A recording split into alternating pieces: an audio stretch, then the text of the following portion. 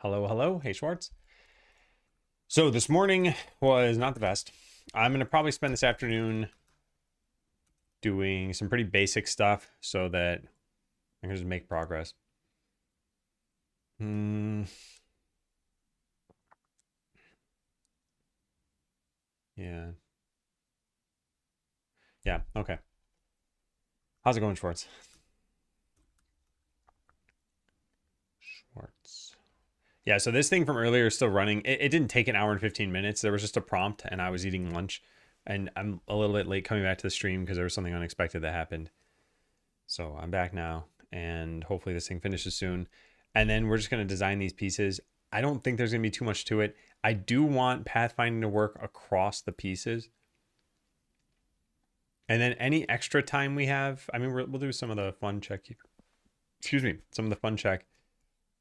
But yeah, in general, this is pretty good.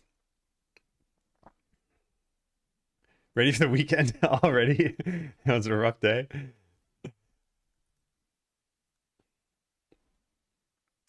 All right, maybe I should just start adding some pieces now. So, what should be our philosophy and design constraints?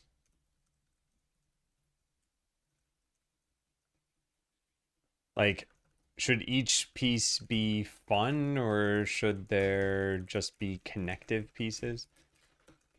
I think each piece should have something on it. And we should probably offer some number of coins on each one. Hey, Ian. Realizing it's only Monday? Yeah. Yeah. And if you're feeling like you want the weekend at Monday, it seems like it's going to be a daunting week.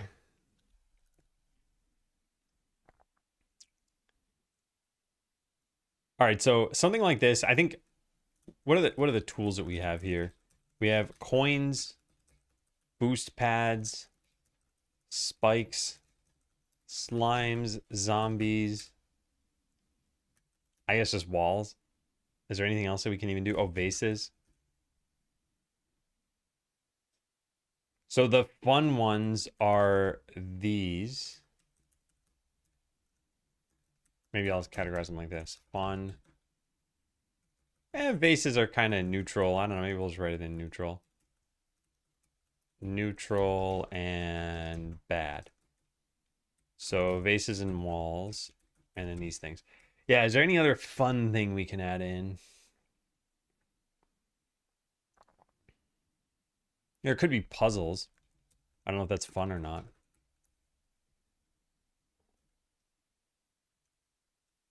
Like mini puzzles. Maybe there's a single banner and a single torch to raise a or to lower a door. Add a dog. Hey, Ramy. We don't have any dog sprites. Can't do it. All right, this is apparently done. Hang on 1 second.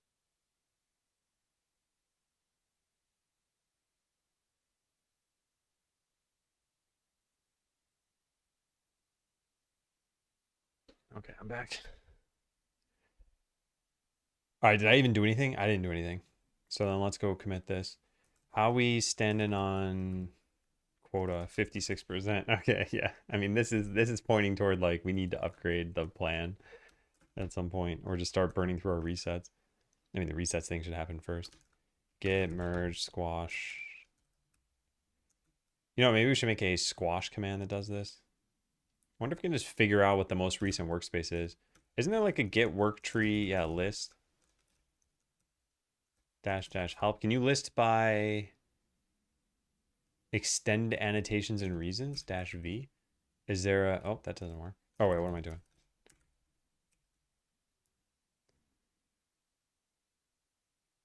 Interesting. So it appears as though they are listed um by time, I guess. Or is that a coincidence? No. They're listed in order of increasing hex hash. And it just so happens that this one is the earliest one. Yeah. Okay. Yeah. So I don't know if there's a way to figure out what the newest one is.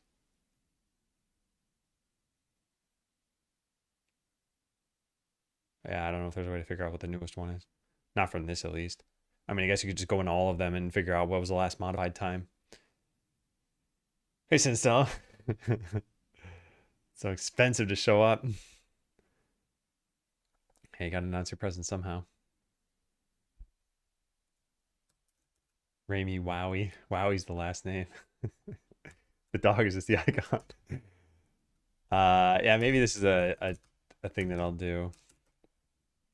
It'd be nice to have a script to do git merge squash on a codex work tree. I'd love for them to be listed by last modified time. Make a tool for this. That way I can just call like whole codex and it'll prompt me for which thing I want and figure out if the repo state is clean. Maybe it can even print the commit message. Okay, what am I doing? I am doing this. Already up to date. What? Your local changes? Local changes? I don't have local changes. Is this one of those like it added and removed the same thing? Oh, I removed the... Okay, never mind. I forgot I did this. And it's not showing up in Rider for some reason. So git add game scenes sub games dungeon racer rooms room 4. Git status. All right, there we go. Now I merge this in.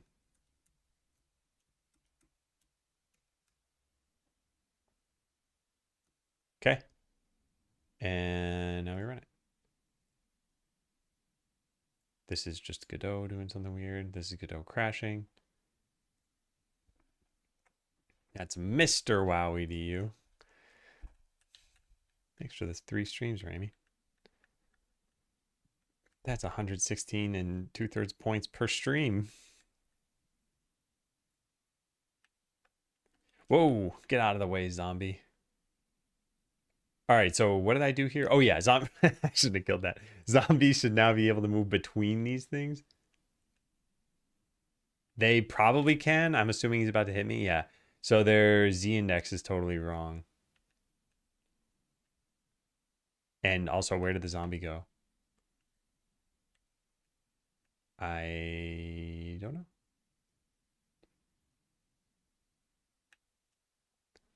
So he's there. He hits me. Maybe he's stuck on this corner? No, he's just gone. What happened?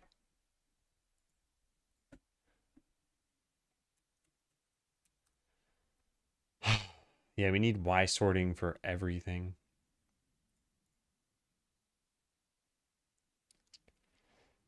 I don't even really want to worry about that yet, but let's just do this visible collision shapes and maybe paths and navigation. Actually, the navigation, well, maybe I need that. And let's run this.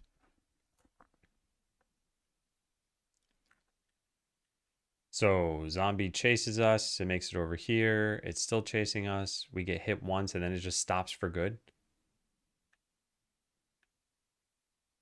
Yeah, that's definitely not supposed to happen. I think it's... Oh, yep, it just gets deleted. Oh, you know, it's registered to a room that I think once that room gets freed, it gets... Yeah, it gets cleared out. All right, that's a problem. Zombies are getting registered to rooms that are freed. We need to check if they're in bounds or if they're to the left. Actually, we don't need to check anything. We just shouldn't do that. they'll fall and die and then get freed that way.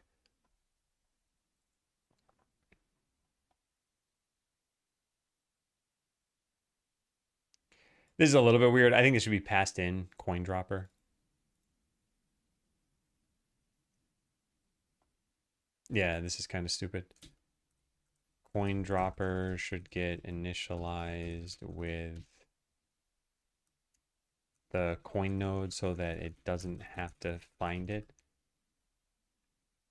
by going up the scene hierarchy.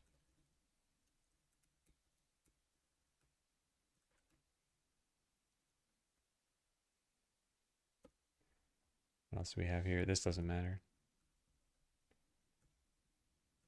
Coin node, navigation mesh. This stuff's fine.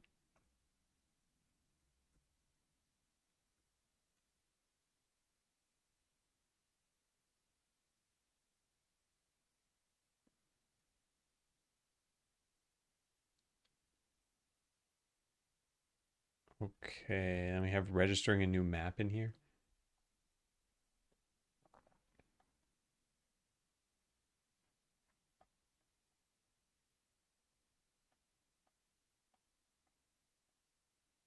Lower global bounds.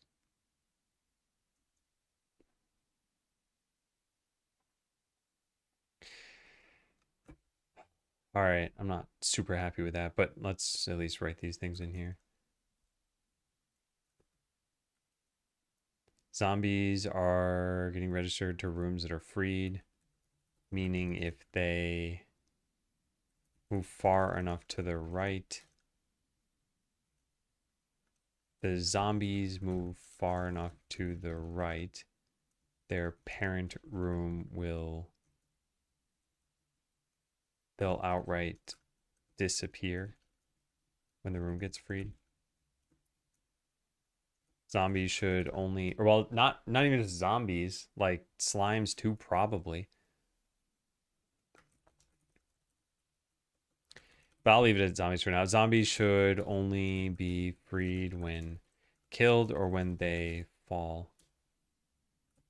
Coin dropper should get initialized with a coin node so it doesn't have to find if I go into the scene hierarchy. Yeah. All right, let's do that. And I didn't make any change here, did I? I don't recall if I did.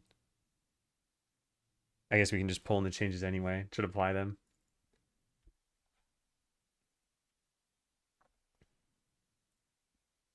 Yeah, then I want to make more of these dungeon pieces.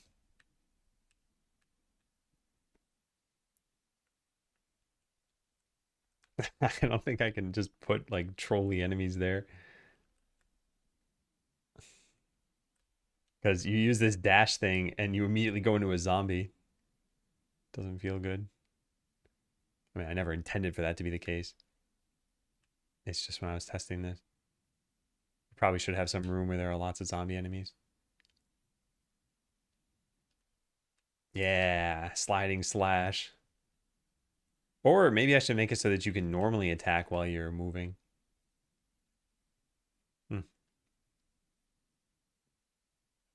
Yeah, this will feel a lot better once there are coins here. Like once you start moving slowly, the only way to get more coins is to kill a zombie, and you only get 2. And this whole thing is about moving fast.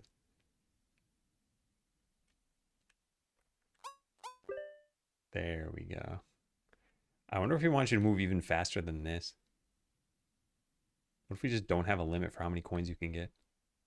You just keep going faster and faster. That's kind of how I wanted it to work toward the end of this. Oh. There we go. Wow. Can we exploit that and like... No.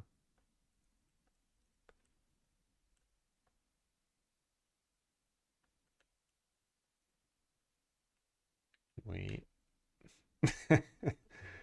Super fast.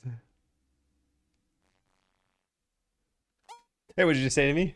Happy 33 months. Thanks for the sub. How are you doing? All right, well, we got to kind of wait for this. Did it just make a change to that? I don't know. I probably shouldn't have touched anything. All right, well, anyway, the other tools that we have. So, yeah, we could make a little puzzle. I don't know if we should. But I want there to be some other thing you can get. I guess just making progress probably feels good too. So there probably should be some amount of like rooms that stop you from moving forward. Yeah, I'm debating on if I want the puzzle thing. I'll just put ideas, room ideas. We could have a mini slime puzzle. You have to kill the correct color to unlock the door and be able to move on.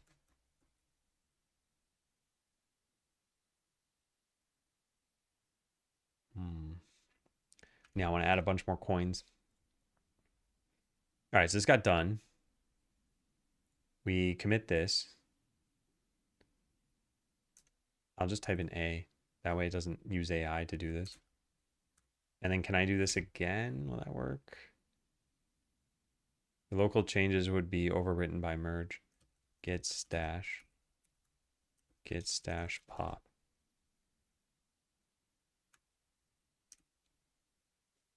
We do have a merge conflict. What did I do? All right, fine. Let's just wipe it all out. Get status. Yeah, I don't want any of this here.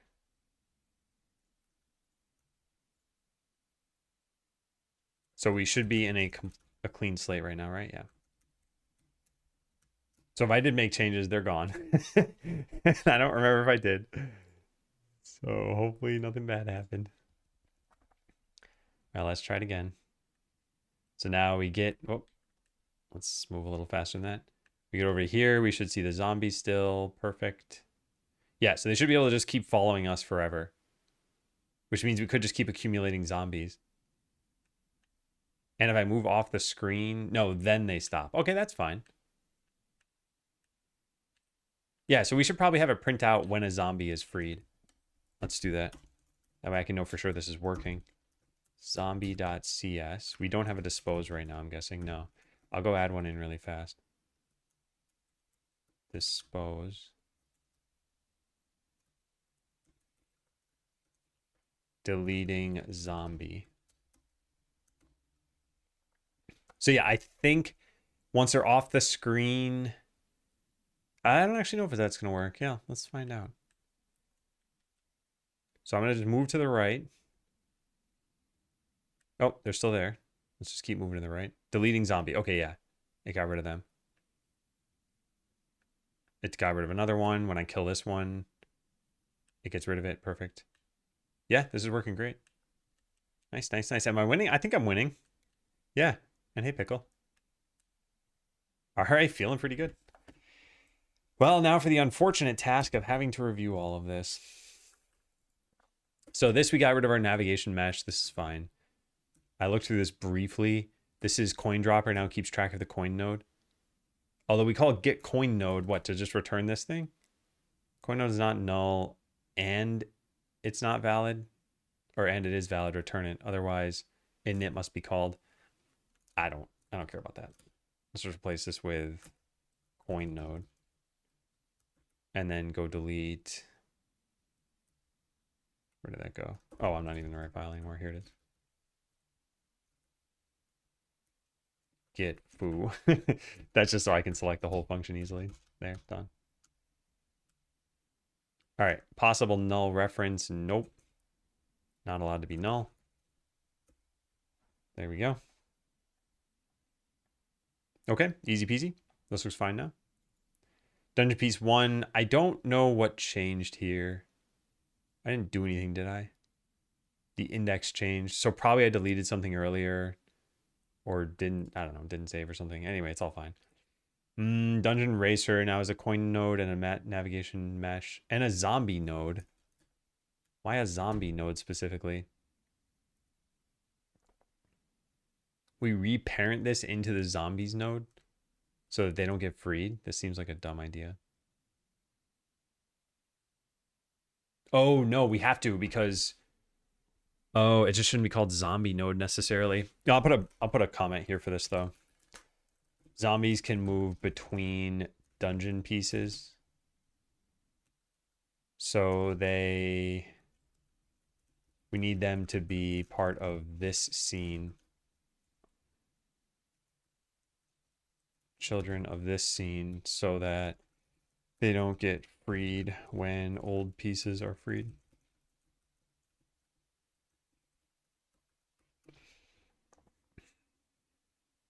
You reckon that your mental and physical state is better now using AI against where you would have been without AI? My mental and physical state? I'm not totally sure I'd understand you from that, because to me that seems like a personal thing. Like the project it's further along thanks to AI. My personal reaction to it, I mean, physical, I feel like I can get 6 hours worth of manual work done in like 4 hours now. Mental state, I think, is improving, or has improved at least. Like, I had a really hard time grappling, like, what is my purpose when I first started using AI. And I also, there was the stream aspect of like, what are people watching me do? People are watching me do pretty much the same thing, which is advancing a game. Just the way I'm doing it now is a little bit different. So all in all, I'm pretty happy to be using it. I really, really like the idea that it's tackling work I don't care to do. So I think if we just listed like one pro and one con, it'd be like pros, it's easier to do work. And the potential con is that maybe I reduce my own ability to do this work in the future. And there's much more nuance to it all than this, but yeah, it's easier to work. Like low priority tasks, I can take on now. I can do however many of them I want. I can check for, I don't know. Yeah, I can just get a lot more done. Even the high priority stuff that I'm doing, I don't have to do all the boilerplate anymore.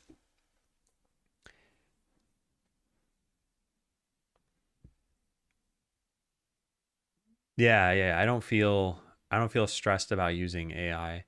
I think the other thing too, like I just got a review on Skeleseller. I'm still reading, where is this? Steam, yeah.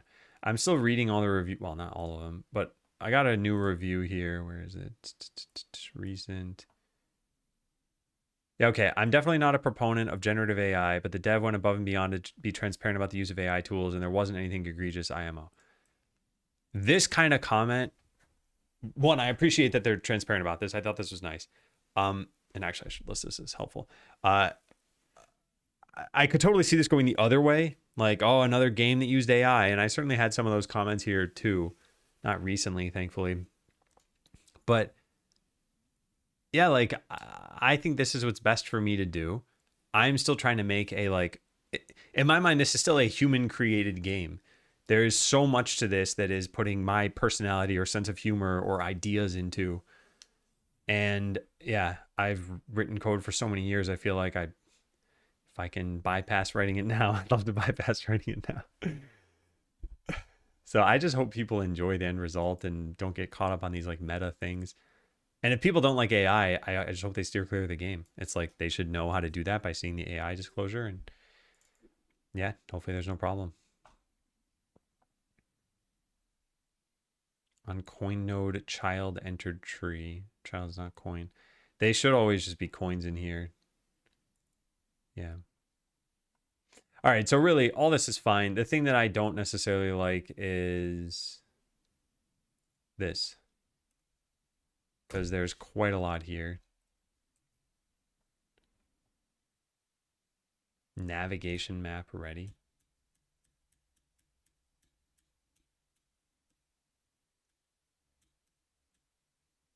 And nothing ever listens for this. This used to exist and now isn't used anymore. Is there a way to do like git diff grep that? No, it didn't change. So this has been deleted for a while, I guess.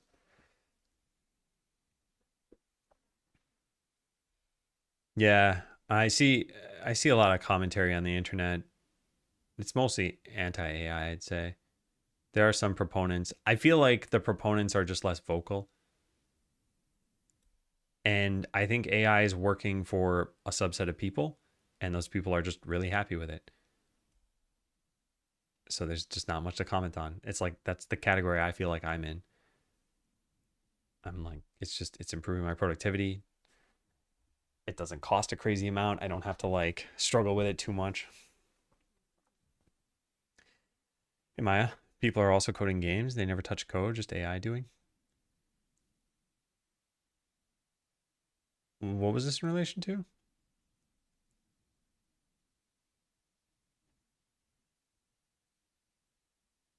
Yeah, I might have missed what the point of that was. All right, so maybe we just get rid of this for now. I mean, if we're not going to use it, why have it? And then that return is now unnecessary. Where did it go? There it is.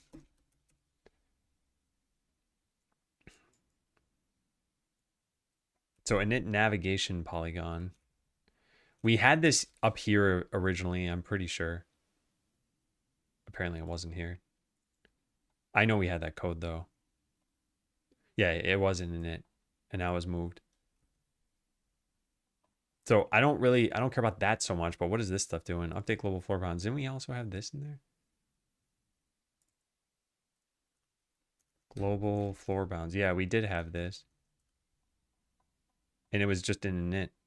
And now I guess we split this out.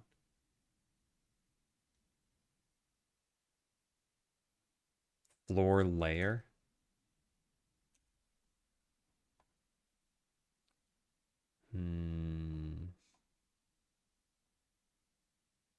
All right. So move nav mesh to dungeon runner, dungeon racer. It used to be in each individual room, which meant zombies couldn't move from. Oh, I never tried killing them at a new boundary. I gotta try that. Yeah. Let me test this out really fast. So we got to go faster than they do. And then when they get here, we kill them. Yeah, the coin dropped just fine. But now let's wait. Let's get them. Whoops. That might have been too far. No, it wasn't. All right, let's get them over to this other tile here. It's another 2 away from where they were. Yep, looks totally good. All right, nice. So it used to be in each individual room, which meant zombies couldn't move from room to room. Now they can. Coins also drop in such a way that they don't mess up on seams between rooms. I made a how we use AI page for the startup I'm about to release. Hopefully people will appreciate it and won't get a lot of backlash on Hacker News once I post. A single dev on a very ambitious project. It's inhumane to build all of it. 15 years in data engineering. Yeah, this is, I was talking to a friend about this yesterday. And he said, like, for my job, I'm forced to use AI. And okay, I don't want to get like super nitpicky here or anything. So let me just say this. Like, it's possible to find another job, but that's typically a huge change. And eventually those other jobs may not exist in software, at least. So I think from what I've seen of Hacker News, I don't think they'll react negatively, especially if you have a disclaimer in there. And I think they'll base it on the merits of the product. One place I have seen people react negatively, though, is if it's AI produced, like an article or a blog post.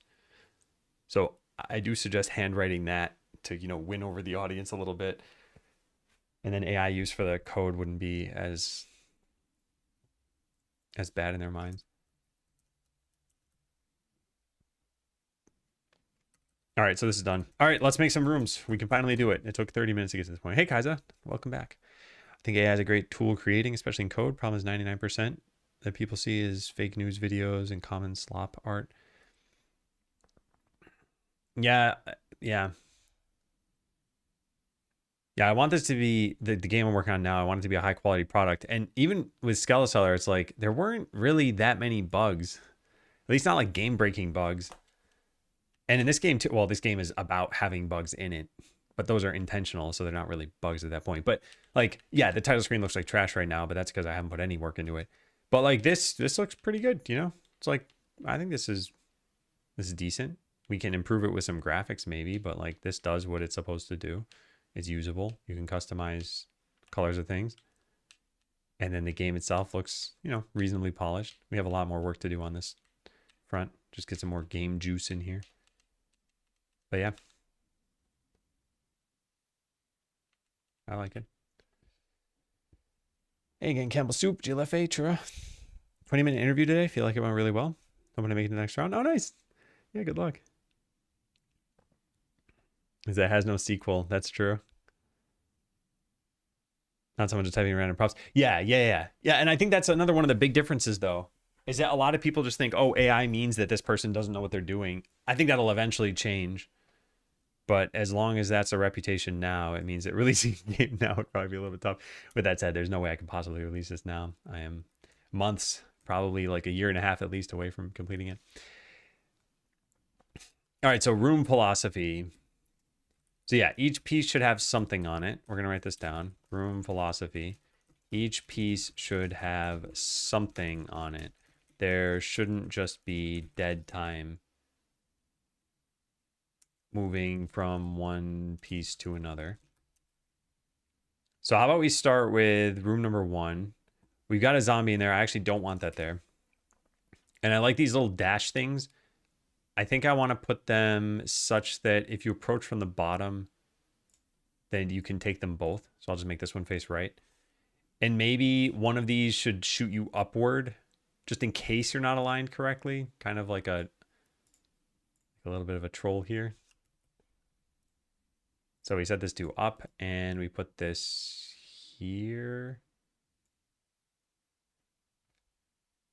And then we should put some coins in.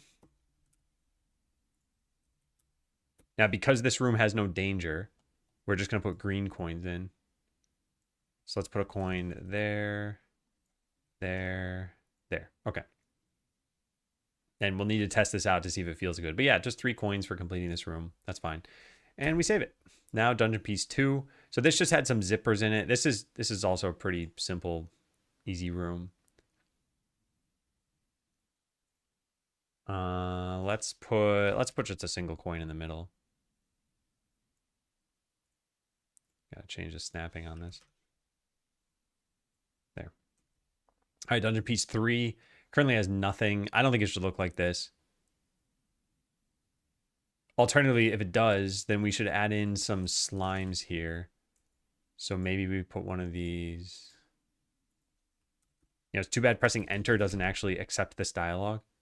You have to tab all the way to the button, which is rather unfortunate. So this slime is just here to get in your way. Let's make this editable, change the endpoint to here.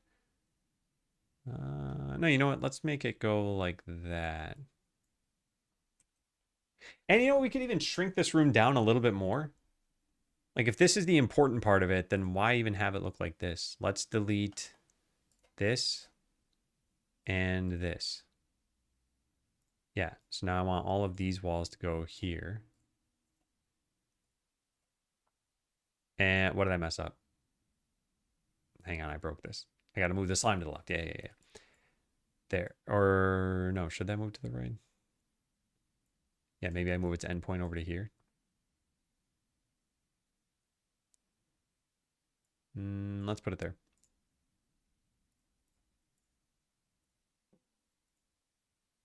All right, I like that. And then the room will just end right there. So we delete this floor and move the exit point over to... Why can't I move this? There we go. This, and then just add 8 manually. Looting your 450 points. Nice, 5 streams. 90 points a stream. All right, so let's just try this. Oh, wait, no. We shouldn't just add dangers. Whenever there's danger, there should also... There's probably coins in every single room. But maybe for this one, we can put a more valuable coin in the middle. I forgot what the values are. Blue is 3, I think. Red is 5. Yeah, let's put a red coin in the middle. And maybe some less valuable coins on either side. This can be a green one, and this can be a green one. Yeah. All right, let's just try those 3 pieces and see how this feels.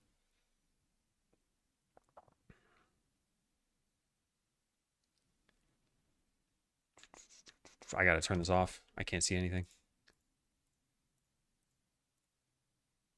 There. So yeah, we have this zipper up here that just stops you. Yeehaw. All right. Missed the coin. Oh, right. You can collect the coins by slashing. So you don't even need to kill the slime. Maybe we should add another slime so that you can't just ignore it. Actually, you could just nab the coin and then just leave. You don't even need to kill this thing. Yeah, we should probably add another slime.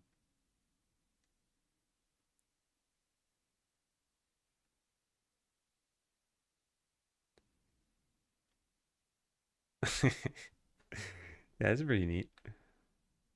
I mean, we only have 3 rooms, so it's very boring. I'm trying to get to the slime room again. There we go. Yeah, I want to add some more slimes to the slime room. So we have one there. Let's put another one here moving downward. And this one can be a different color, maybe green. Yeah, there. Okay, now you just have to go make more pieces. Lots more pieces. So what should I do? We want to make an L-shaped piece that makes you move like upward in the world. Yeah, let's go do that. So we'll save this as dungeon piece 4. I don't think it's worth giving these descriptive names. Like L-shaped piece or something. I don't think it's necessary. All right. How do we want to do this? We want to make this one go up here. So all of this gets deleted. The walls will delete this for now too. Probably delete all of that. Paint this in. That's the wrong thing. What is the shortcut for this? D. There we go. All right, now our boost pads should face upward. And we're going to make these easy. This is going to just be a fun, straightforward room. We're going to have you boost way up. Now, Y sorting is getting in the way here. Oh, we're going to have to change this on everything, won't we? Well, for now, I'll just set this to -99. Why is there a problem here?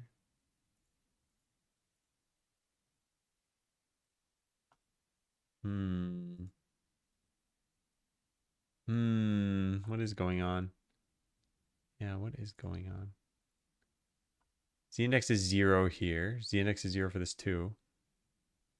This exists once we get to here. So yeah, there's a Y sorting problem.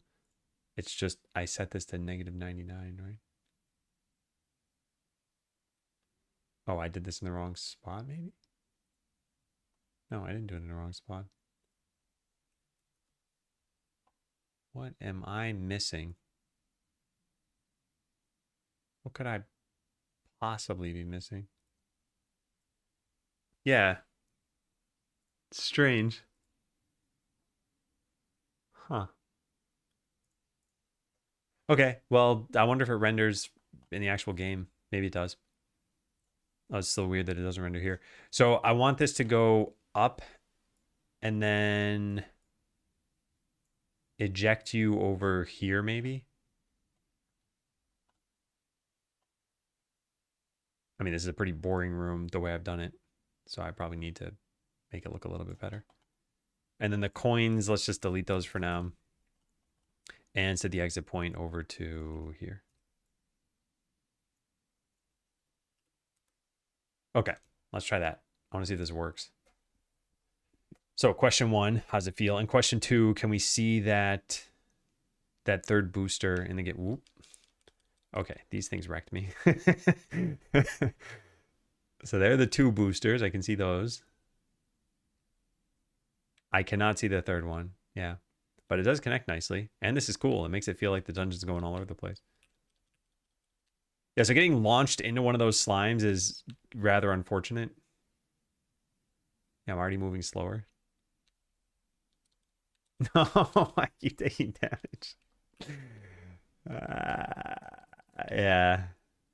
I'm moving too slowly now. I mean, I'll still be able to eventually get my coins back here. It's not that slow. Yeah. Oh, also, what's going on here?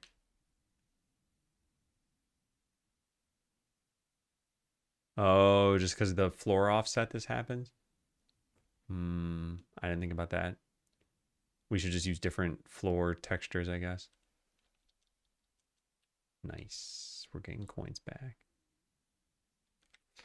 Okay, so we got to figure out why this doesn't show up. If we turn this off and turn this off. Yeah, so it's definitely just the floor that's causing this to happen. The Y-store origin should be all that's needed to change this behavior. They need to be on the same z-index. Oh, there we go. Problem solved. I was going to say we just need to turn on Y-store. All right, so maybe let's change the floor texture in here and have it be something else. Maybe we put some of these down. Maybe just flood fill the whole thing. And then just randomly spam in some of these other tiles here. Doesn't really make sense unless we flood fill with this texture, I think. And occasionally put in this sort of thing. But this makes it maybe look like there's a switch there. There isn't. I'll just put in some of these.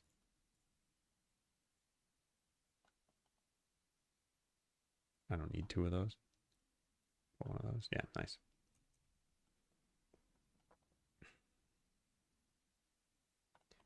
All right, there should probably be a coin in here. Something, right?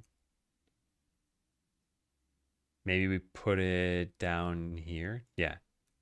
It's about 3 of them over here. Okay, cool. So we have a way of making the dungeon go upward. We might even want like one more little boost pad thing and stretch this out a bit. I think that would look nice. Or maybe we just put some vases in the upper right.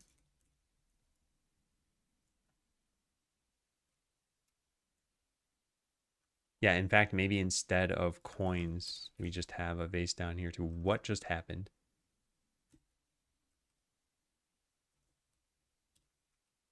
Yeah, maybe we just put the other vase down here. And then move these boost pads a little bit. Yeah, that's pretty good. We could put another vase over here. Or maybe no, down here. Yeah, perfect. Okay, cool. And then I want to shrink this. This is currently 4 tiles, right?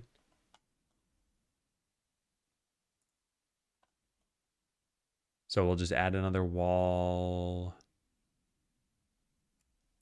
here. And then make the entry point go up by 8. Perfect.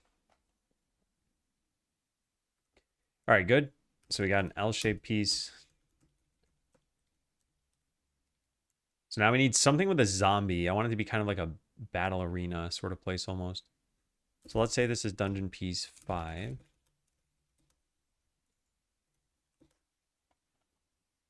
And just wipe out all this stuff.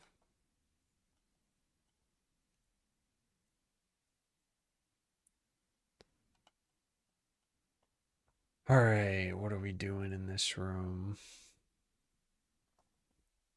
So I think I want to add in 2 zombies. This might be too difficult. Yeah, I don't know how hard it's going to be. Let's make a rectangle here. It'll expand into a relatively wide room.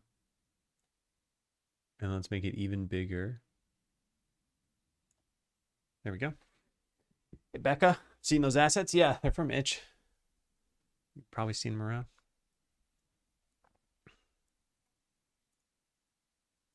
All right, now add in some zombies. We're going to put in 2 of these. So if you walk through the middle, you'll aggro them both. So if you just walk through the bottom half, you might only aggro one of them.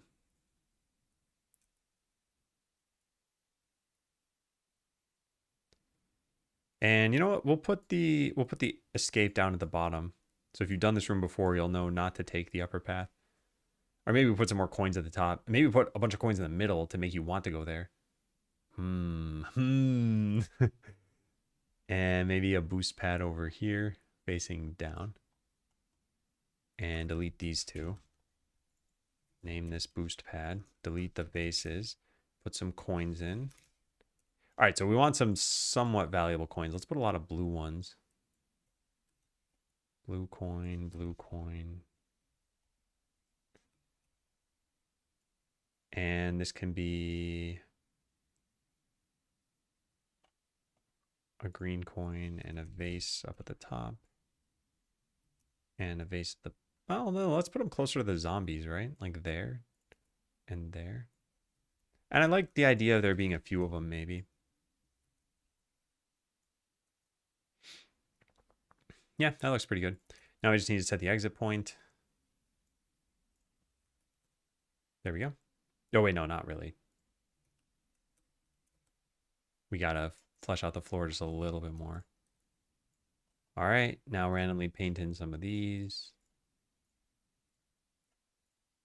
Just to add some visual interest. Yeah. Okay, so we got some zombies. What else have we not put in? We haven't put in any spikes. So I want some more enemy rooms.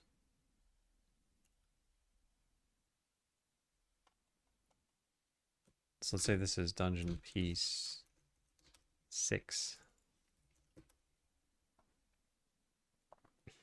All right, so we have one that goes upward. We should have one that goes downward. But I want this to go like diagonally downward. So let's delete that.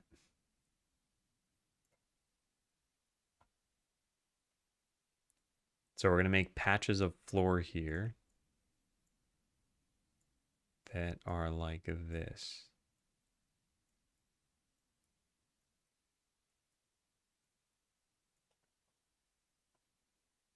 Will they be power-ups? The coins are kind of power-ups, but otherwise, no, I don't really have any other ones in mind.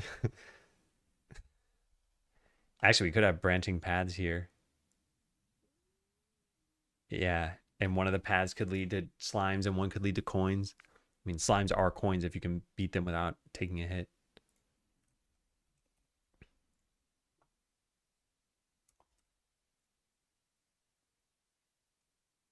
All right, let's paint these in.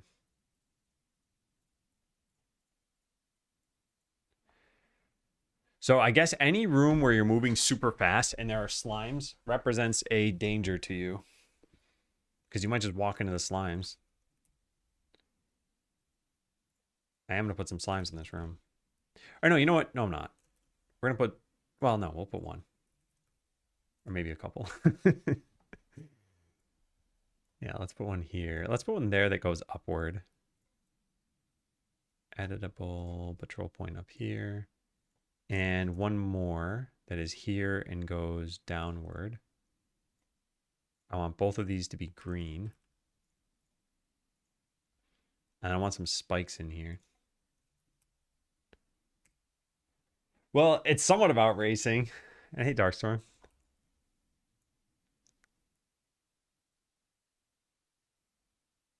So I'll put this right at the end. Spike trap, spike trap, spike trap, spike trap, spike trap. All right, now we set their offsets. 0.125 times 1 times 2 times 3 and times 4. And then, yeah, coins in this room would probably be much appreciated.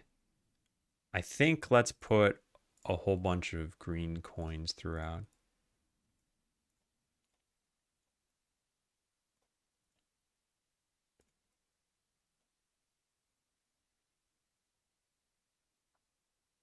And maybe here we can put a blue coin.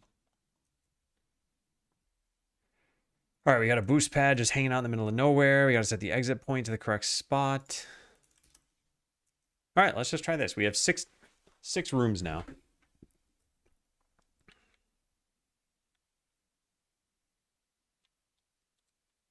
Yeah, actually, that zombies are not that hard to kill. They don't move that fast, and you can just slash at them.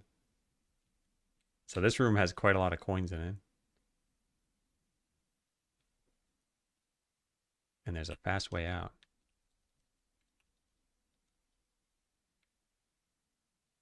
All right, pretty good.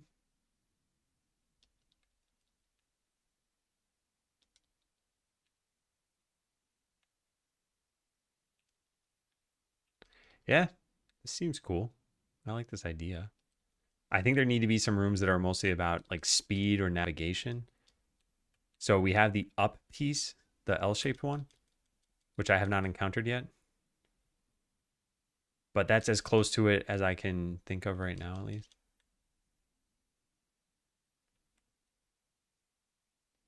Yeah, like this room is just the get rich room.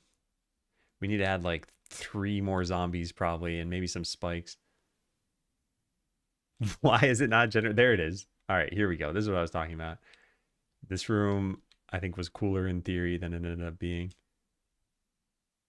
It's not bad. Yeah, we're getting a lot of money. And the idea is that I guess at some point you would stop even attacking stuff and you just like run through.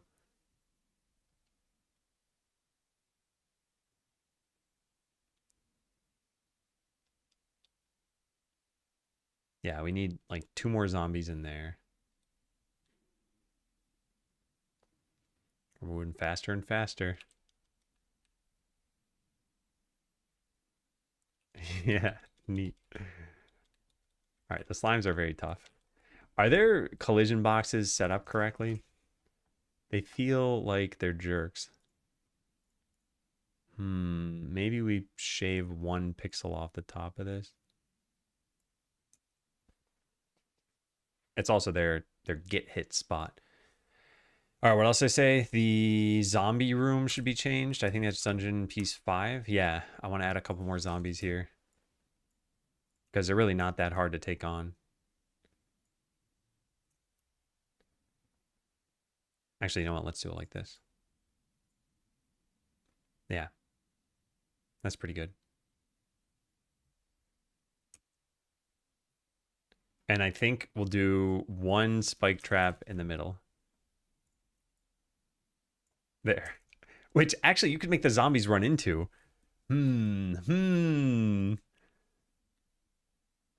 This isn't even a downside. Yeah, there's not much incentive to break vases. We probably need to make it randomize how much loot you get out of it. How many coins you get, I mean.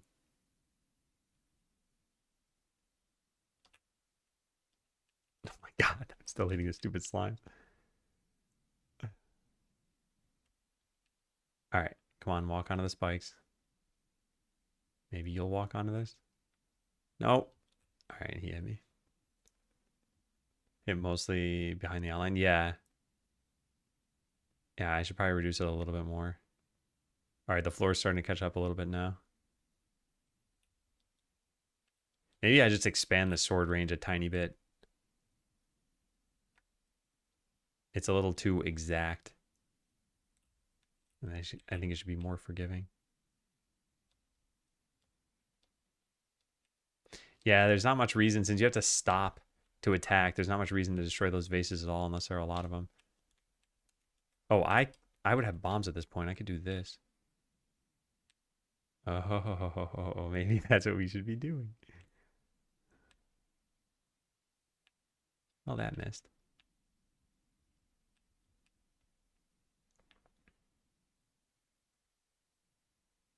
Bomberman, indeed.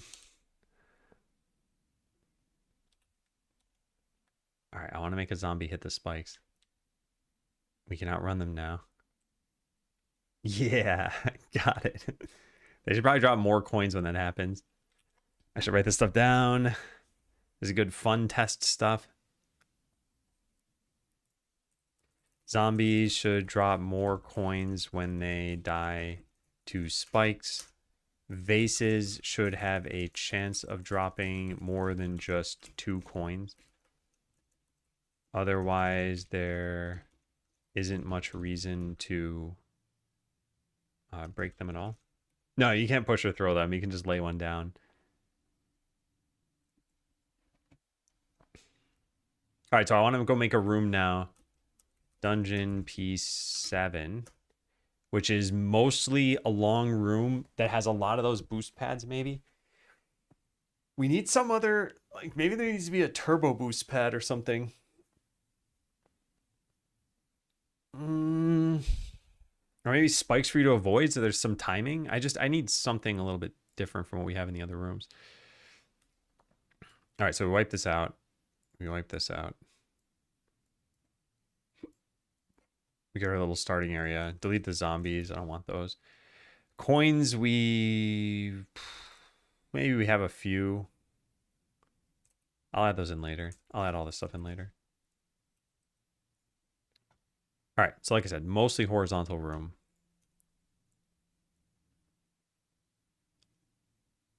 How do I want to set this up?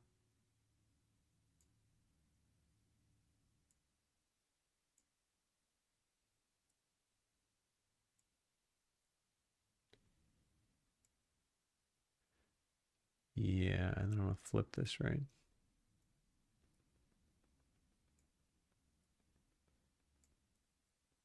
Something like that.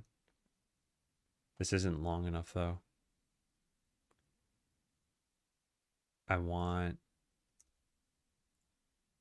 this section to be extended like so. Yeah, there.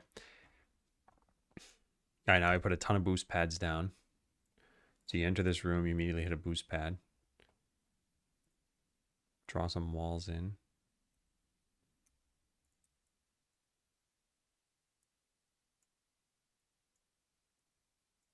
Whoops, I can draw a straight line. There we go.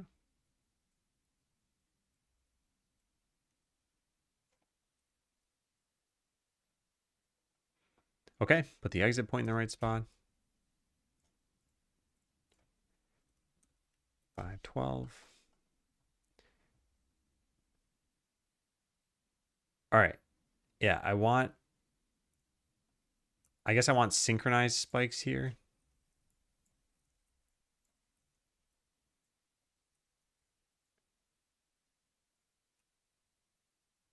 This has got to be set up such that you can actually do what it is I'm expecting you to do. So we got to test out the timing of this. Otherwise, this is going to be a really disappointing room because you'll get hit.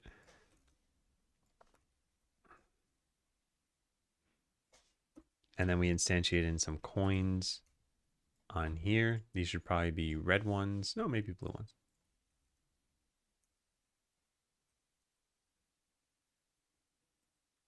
Yeah.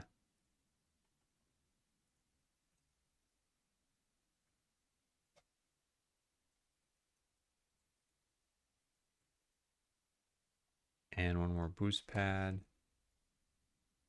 Oops.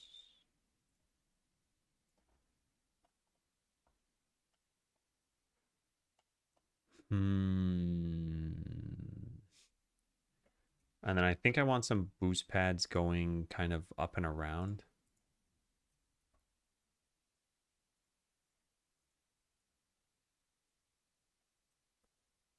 Like this.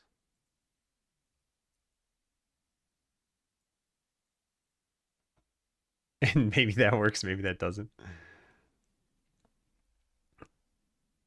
Expand via code of the delay, like you expose the length only. Yeah, I could. And part of this is like, how many of these rooms will we make? Will it be worthwhile to do that? So in this particular case, I wanted these sets to have their own delays, which means I should probably like name these correctly. 6, 7, 8, 9, 10. Yeah, these should be down here. Maybe we even add them as groupings. How do I do this? How do I put this in the right spot? There we go. And 11, 12, 13, 14, 15. Okay, so all of these we want to set to, we got to think of how fast it takes you to move. So I don't know, 0.125 times 3. No, times 2. And then all of these would be times 1. And then if we're going to do this, we need something else in the room. Like, what's the point of having any of this down here? Maybe there's a zombie down there. Or maybe there are a couple of zombies.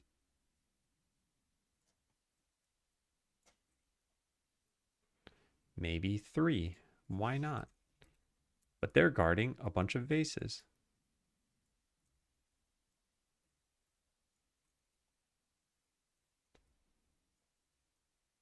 Coin bonanza. And then, you know what, as long as we're being generous over here, let's put some more in the middle.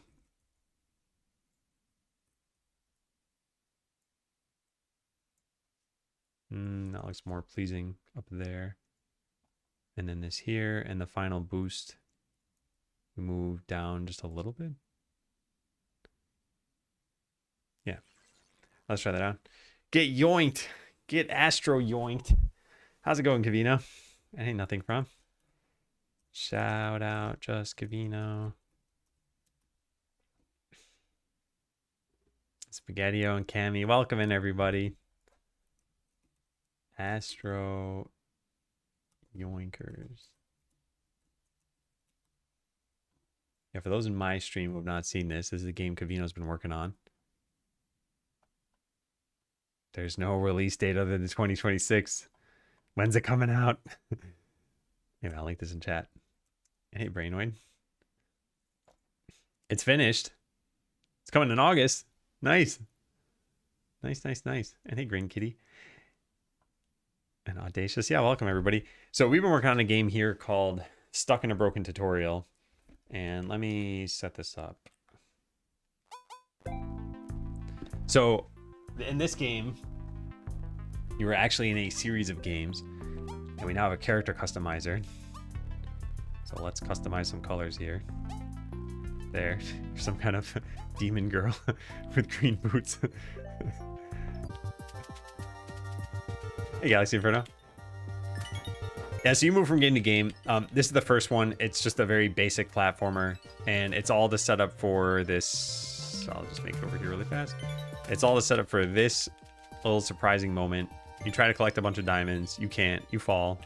You don't die, but you lose a bunch of life.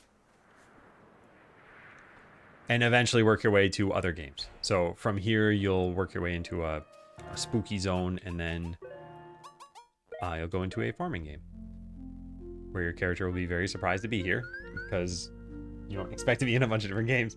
So the one we've been working on lately has been this game. I'm calling it Dungeon Racer. It starts off... Hang on, let me play the music. I haven't put this in the game yet, but I composed it. So it starts off like a Zelda game. And you're just sort of, you know, exploring this dungeon. No reason for why you're here exactly. Go down to the next floor. There's a switch under this face. Don't tell anybody. And a switch under this one on the left.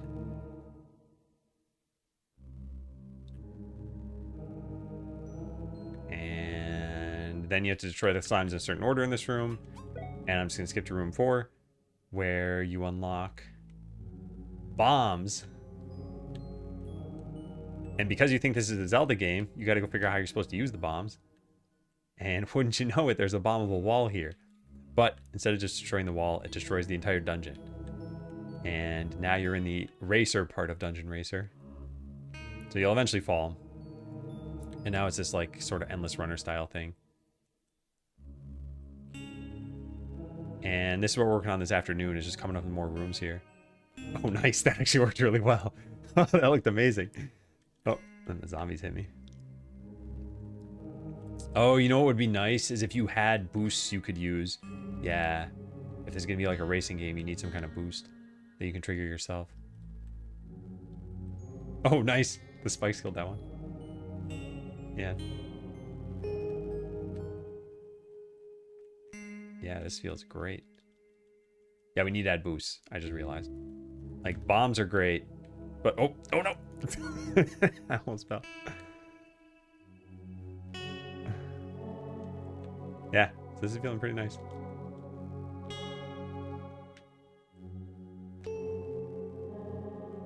Anyway, let's just go on forever.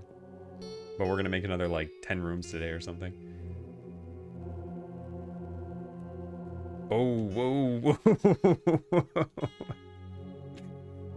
Got a speed demon over here. Yeah, this is awesome. Okay, anyway. Stop the music. Yeah, we got to add in boost power. It struck me as I was working on that.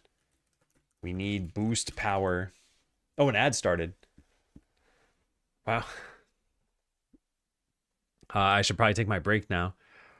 Need to finalize the date. Oh, awesome. Magnetic force, or is it supposed to be this way? Oh yeah, I never thought about that. It is supposed to be this way. Maybe you can get a coin magnet power up. Maybe the boots are for this. That would be nice. Shoulder button to boost as though you hit a pad. It would be in the direction that you're facing, but it consumes a boot. Yeah, very neat. Very, very neat. Yeah, I can't take credit for any of the artwork. This all came from this pack on Itch. But yeah, so I'm going to do some more work in the afternoon on this. I'm going to take a break now because an ad is still running. So is it jump time?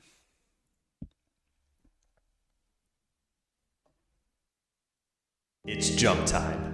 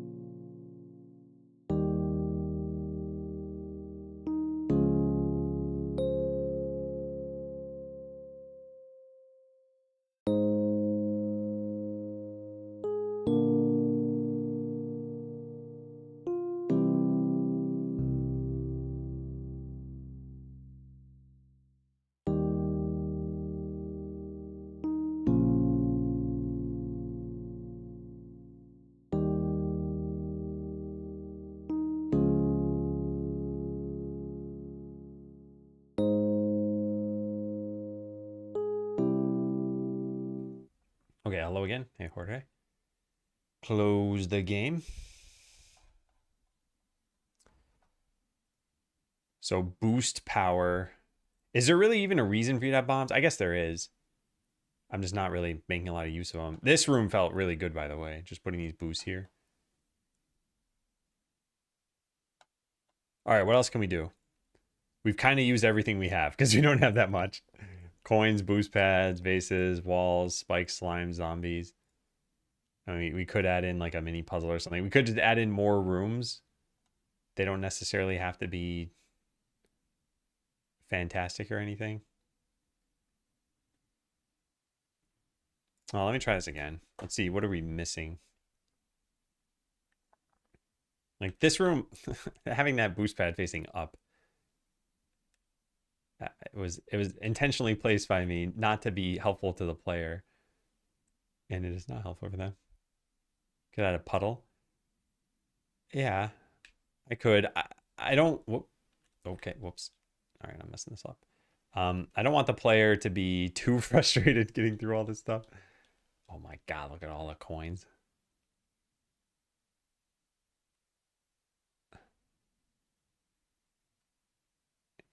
And I guess we already have enemies. A puddle wouldn't be too different in that they want to avoid it.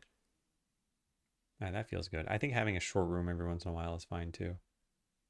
I actually, you know what, it'd be nice to have a longer version of that room where it's just like zigzagging.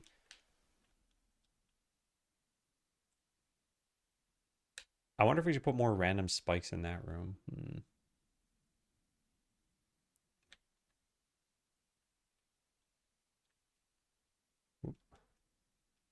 Yeah, this is where I would want like a regular boost that I could use. All right, so maybe we should code the boost thing because it doesn't seem like it'd be that hard to do. I mean, we could also have some other abilities that you could get. See, now I'm finally getting a little bit faster. Feels good. Or maybe your boosts would regenerate automatically like how bombs do, and you could just pick some up to get more of them. So you can move even faster. That might feel good. In fact, actually having a slime cluster where there's just like 6 of them and you just have to go put a bomb in the middle. Right, I don't have bombs right now. There we go. No follow. Yeah, I try to keep things pretty minimalistic here, but thank you for the follow. Yeah, now I'm taking a ton of damage. Whoop! That didn't work at all.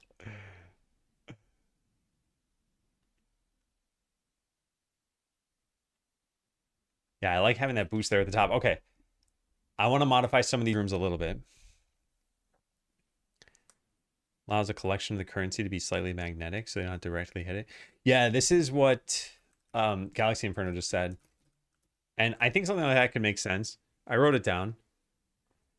What is the room that has this? Yeah, here. I want to put another one of these. So maybe 2 of those just to help you get to the edge of the room. But yeah, I think we need to add in boost power. So we got to design it first. Game design of boost power. How about this? Let's not even design first. Let's just go check in what I've done so far. Why is slime modified? Oh, I changed the outline. All right, reduce slime hitbox size. It's both the hitbox and the hurt box. So this is kind of neutral in the end. And then this is go like flesh out dungeon pieces. There are now 7 of them. Take care, nothing from. All right, so the dungeon player. We have the boost pad stuff. Get current boost velocity. Boost velocity, here it is. Where do we set this? Right here, apply boost. And if they're hurt, falling, or they're dead, you can't use it. Yeah, I think boosting out of being hurt would be a bad idea. So let's go make an input thing here. Where do we check your input? Apparently in physics process, right? Here it is. Okay. Dash pressed equals input dot is action just pressed aerial dash right or aerial dash left. So if dash pressed and current action is can you dash when you're swinging your weapon? I think your current action has to be pretty much nothing.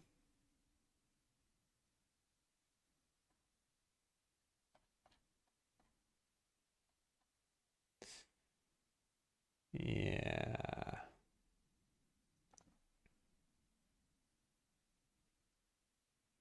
All right, what do we have in terms of player actions?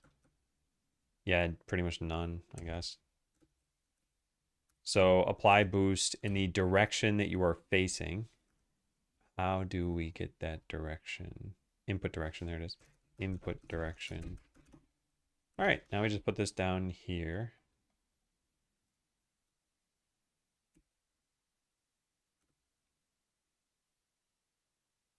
Oh wait, no, we do this before the boost.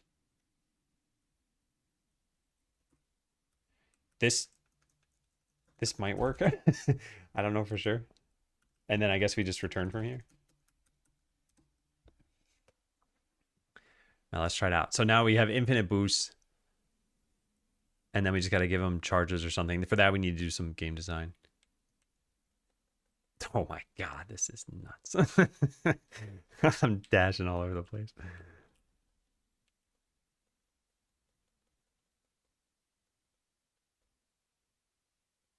I wonder if it should be even faster when you use this style of boost. See, the thing is, if there aren't rooms set up to make use of these boosts, then it's not going to feel great. Yeah.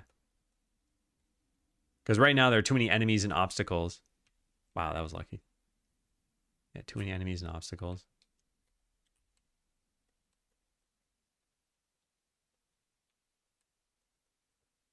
Oh my god.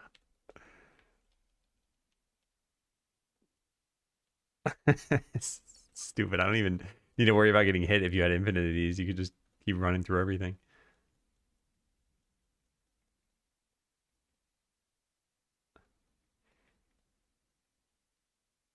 Yeah, so this is interesting. This is very interesting. The way I set it up just now doesn't feel great because the rooms are designed without boosting in mind. So if you don't just accumulate charges on your own, then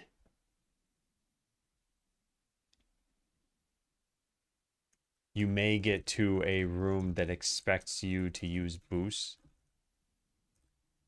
without you having charges.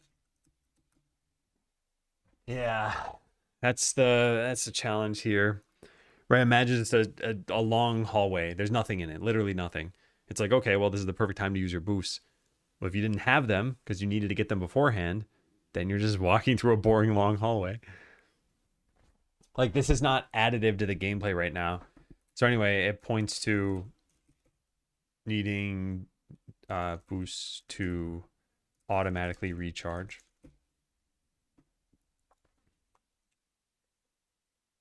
Yeah.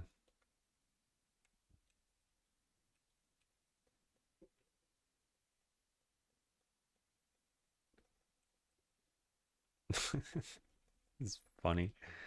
That's how the game should end up. I guess you can actually attack and slash at the same time if you use both of these correctly.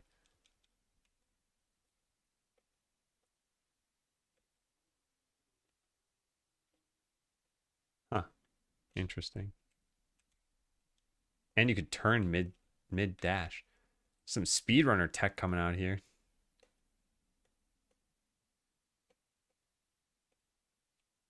Hmm. Yeah, it doesn't feel great. You could also get a power up that makes you do more damage. So you can kill the slimes in one hit, but that's pretty much all it would do.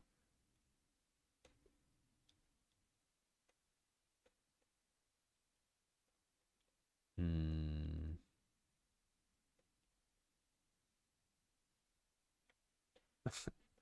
Yeah, I don't know how I feel about this. We could just not add boosting into the game. Does it feel any better when I'm moving at max speed? Maybe once you have more than 300... Actually, yeah, maybe that's how this works. Like, you have to get to more than 300 coins, and then we start showing you dungeon rooms that require you to just, like, move fast. And the floor starts catching up.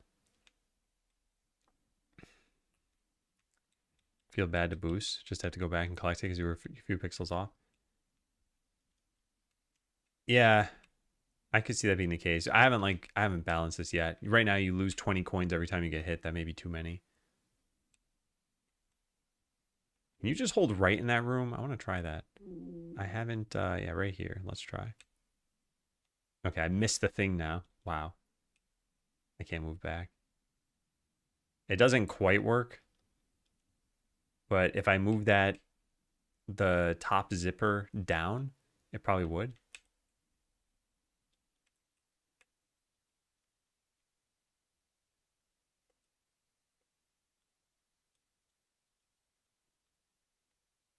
Yeah, I think adding in a boost would probably be good.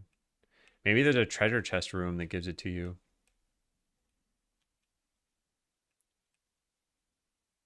Hmm. You have an idea for what's broken about the sub game?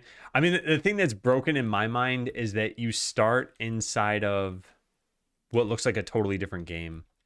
You're in the like the Zelda version of this. Like there's no boosting. Well, I still boosting it apparently. There's not supposed to be boosting, and you aren't just running infinitely. It seems like a very different game. And then yeah, you finally get to the part where you're supposed to use bombs. So, like in most games, this would allow you to go to the rest of the dungeon. In fact, actually, you know what I should probably do? I should probably make it look like there's more. There's more of the zone beyond this. Maybe. Lay that down for the polish. Consider making it look like there's more of the zone to the left of the bombable wall. Maybe there's a treasure chest that falls down. I didn't make treasure chests fall to begin with, right? I need some special code for this. Special code for this, I think. I'm not totally sure.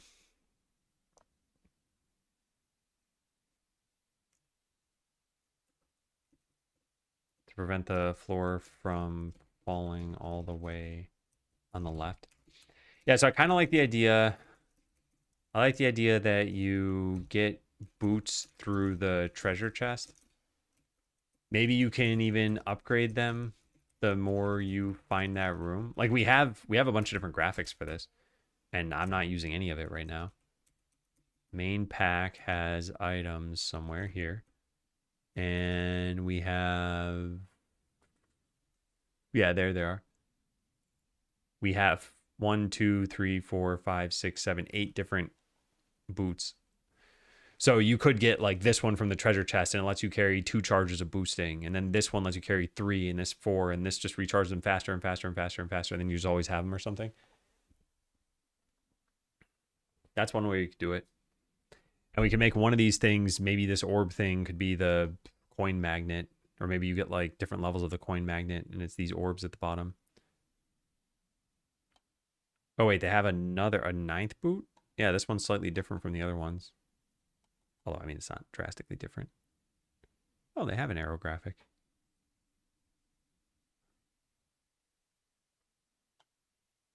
Hmm.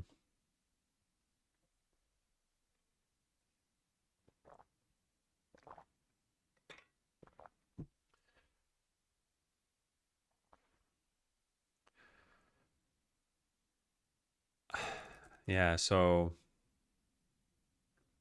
do we add the ability to boost whenever you want? Do we modify existing rooms to make it more appealing to use this ability? Maybe boosting hurts enemies when you manually use it. Like if you dash into an enemy or something, it could break it. Or not break the enemy, sorry. Dash into an enemy, it could hurt them, or dash into a vase, it could break it. That would definitely be more interesting. It'd make you feel like you're rewarded for boosting and not just that it's some like catch-up mechanic. Yeah, imagine hitting this thing and it just hurts it. Or you dash through it. You're intangible for that time, maybe. But only when you yourself use it.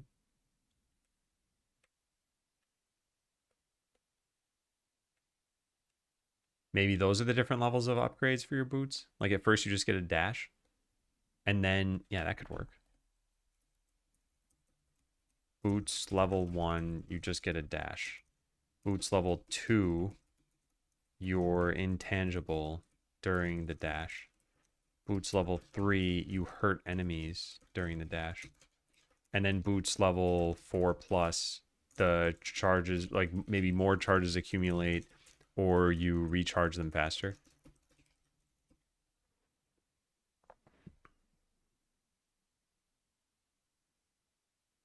And yeah, maybe there's like a coin magnet upgrade. Each level just gets you coins from farther away. And maybe they move to you faster. Flame trail. My kind of issue with any game that has a flame trail is it means you need to like run away from enemies and then go back and collect anything that they might have dropped. So in this particular game, I don't think it would work all that well. Because if you're already running away from enemies, then they pose no danger to you. And if you're running backward, then you're getting closer to dying. Yeah, so this would let us put treasure chests in various rooms. It's very interesting. And these can be permanent. I kind of like that idea. We're adding on a lot. We don't have a lot of, time left to make the game, I'd say. Add power-ups. You find these in chests. Note all power-ups should probably have a quick like tooltip or something that pops up that tells you how to use the thing you got and what it does. Or maybe this shows on the pause screen or something.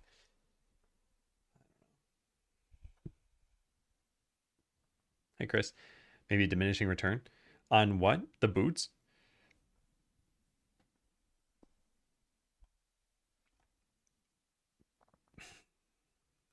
On the power-ups? Well, I was thinking they're just permanent. Yeah, I don't think we need diminishing returns. Okay, well, hold on a second. What spawns treasure chests? I think it should probably just be a special room that you find every so often. Maybe it's room number 10 if you haven't found one. And then like room number 25, or maybe it's just in sequence. I don't know. Room number 25 in that same run, or like 100 rooms later if you don't make it to 25. So if you do 5 runs where you get to level 25, that's good enough for you to get another treasure chest. So there's some like pity timer basically. I think something like that could work. What does 10 rooms actually feel like?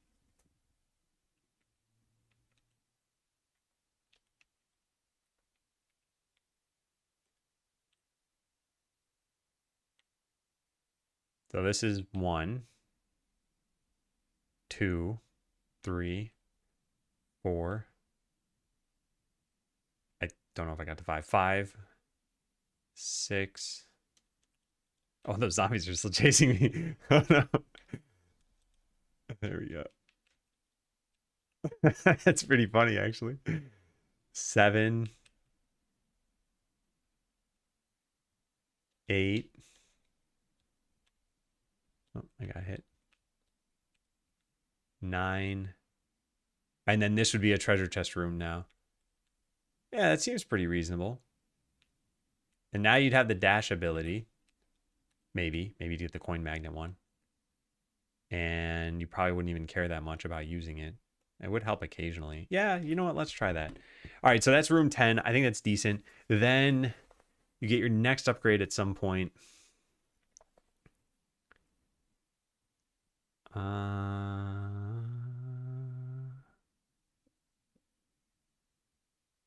It could fade out your character. Character could render at half opacity during the dash.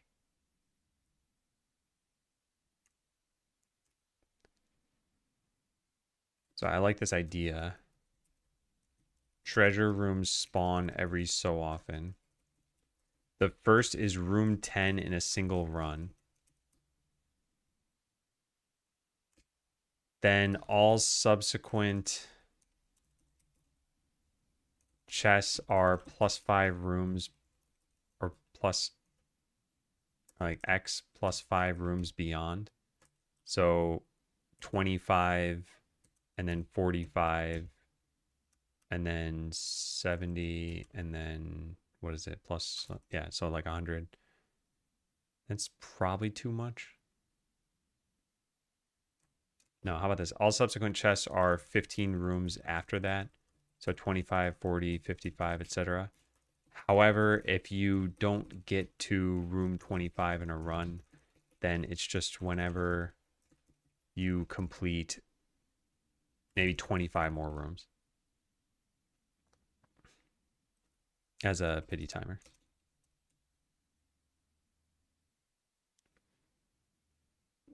Maybe. I don't know. Yeah. Being invincible? Yeah, that's the level 2. Yeah, I think this is probably good. I mean, it's at least a good starting point. Yeah. Hey, Obama. Thank you. Yeah, I mean, this seems fun on paper. The coin magnet thing, I think we just use the orb graphic. So, like, we'll go manifest these items in the game. And I was thinking, wait, they have 2 orbs. They have this one and they have this one. But I actually also think there are graphics for individual items being highlighted. This is with a black outline. This is with, I don't know, this is the same thing, right? Pack 3. This is with a white outline, even though it says black outline in the file name. And then don't they have ones with like a glimmer on them? Yeah, they have animated ones. We should probably use those. And then what else do we have here? Yeah, animated sets of glimmering items. Yuck. Although they have just pairs of boots. Interesting.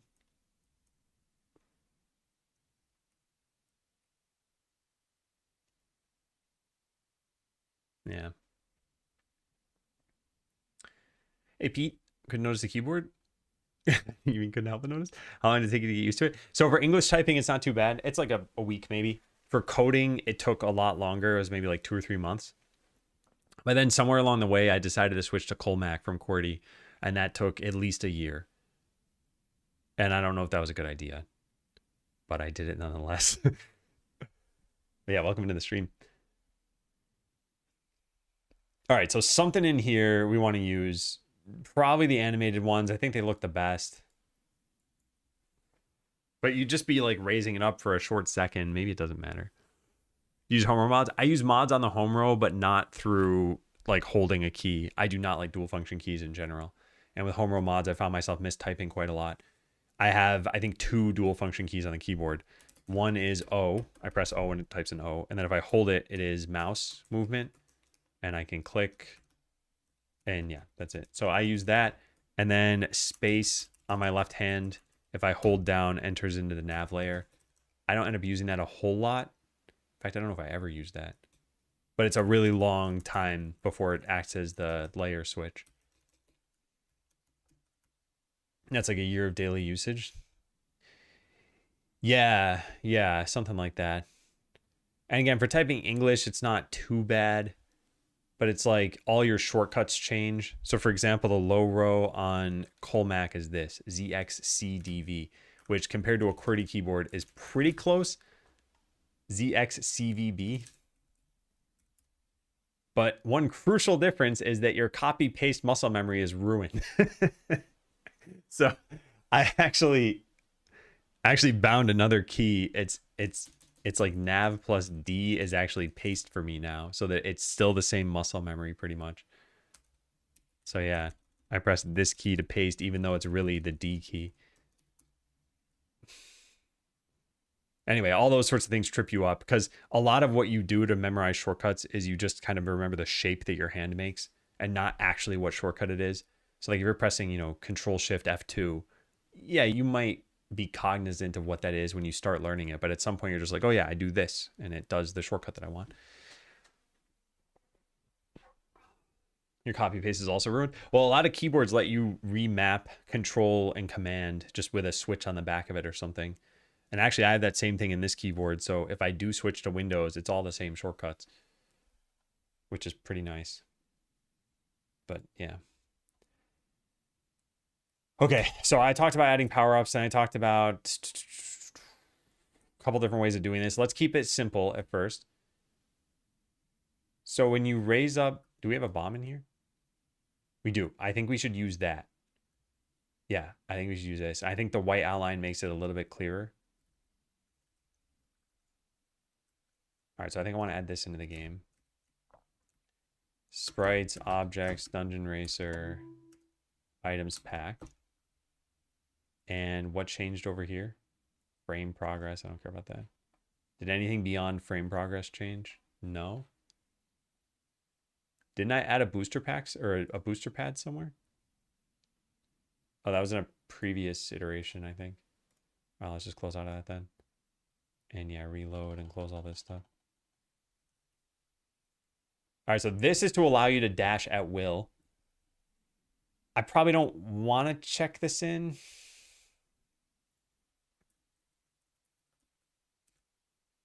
Limit this to when you have boots. And enough charges. Yeah. We should do Windows scan. Yeah, yeah. And those keyboards aren't necessarily expensive. A lot of even cheaper keyboards have that feature. And if not, you could probably accomplish that through some software like Kmonad. Seems like a good challenge to switch the old habits, memorize the whole keyboard in another language. Don't think everyone would switch them. Yeah. Yeah, it's an interesting challenge, and I wanted to see what would it do exactly. I think a lot of people are motivated by, like, they have some kind of strain in their wrist, and they're like, all right, time to switch things up. But I didn't have that. So for me, it was just academic curiosity. And a year of academic curiosity slowing you down does not always feel like a great decision. Add dashing. This was just a test, but I think we're going to commit to it. And now add item graphics. Nothing is using these yet. All right, so we got a bunch of changes to make. I'm going to use AI to do this, and we're going to kick this off in a work tree based on Dungeon Racer. So I just added items. I think 16 is in the file name. V2 is in the file name. There it is.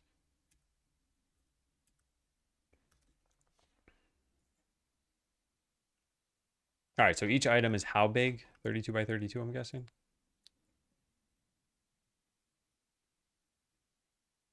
Yeah. Even though it says 16 by 16 in there. The file names. Each item graphic within is 32 by 32. And we want the bomb. Where's the bomb? There it is. The bomb is at 64. What is 420 divided by 32? No. 13 times 32. 416. That would be up here. Yeah. So 64, 416.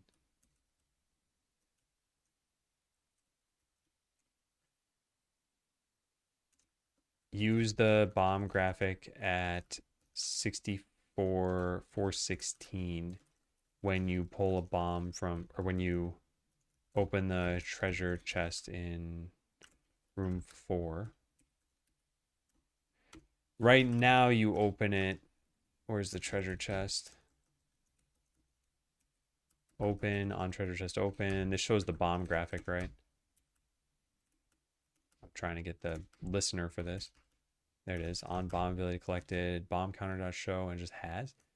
The treasure chest itself then is responsible for this. Yep, here it is. For bomb graphic. And is this added dynamically? Nope, it's just there in the scene. So the bomb graphic has a shadow. I don't want that to be the case right now. All right, yeah. Why can't I switch back to Codex? There we go. Should replace bomb graphic. It's not animated, is it? Is it just a sprite? Yeah, it's just a sprite. Took me years just to decide the keyboard. I spent a decent amount of time on that too. I made a video on this from my old channel. Where is it? Yeah, this My Keyboard Journey. I went from, I mean, the short story is I went from this keyboard. Come on. Come on, you can load. Yeah, this keyboard, the Microsoft ergonomic keyboard, to a GMMK Pro. Why is this video so slow?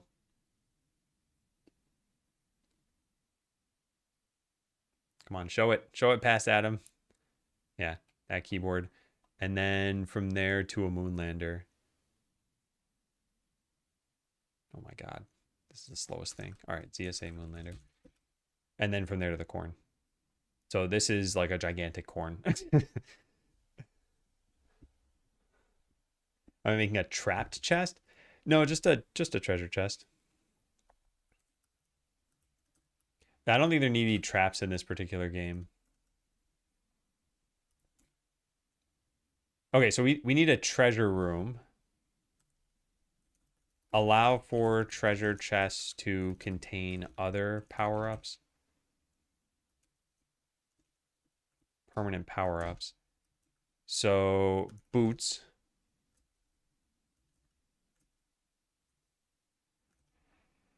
We gotta find the graphics for this. How many levels should we have? Maybe just 3? I mean, we could just let it keep going, right? And they could just be in this order. Although I'd probably skip this one. This doesn't really look like a boot you'd want to wear, right? So we could just say like leather boot, iron boot, gold boot, and then start getting crafty. I don't know, emerald boot, inferno boot. Yeah, 5 seems pretty good.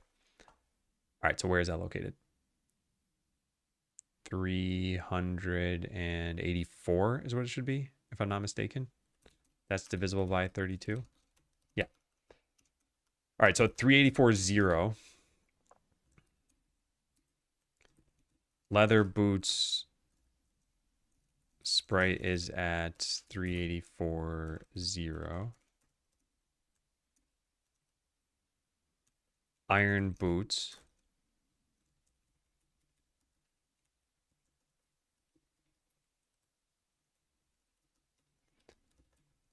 Sprite chords are...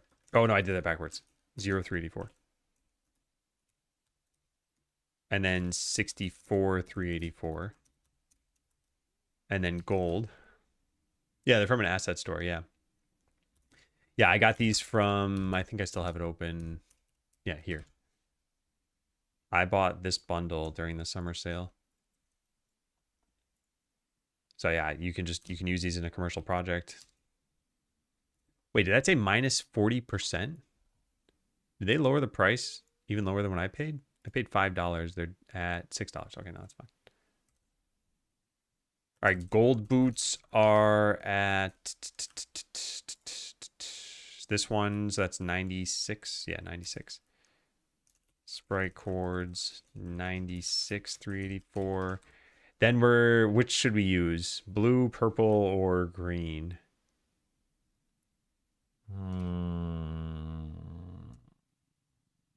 We should probably use the same color for all of these that we do. And I like that they're colorful. I almost wonder if we should skip iron and do like leather, gold. You wouldn't want to wear gold boots, right? But that doesn't matter. I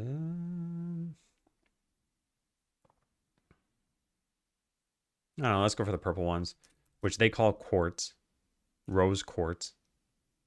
Let's just call it amethyst. Rose quartz, amethyst. I mean, they don't look like rose quartz, do they? Maybe kind of.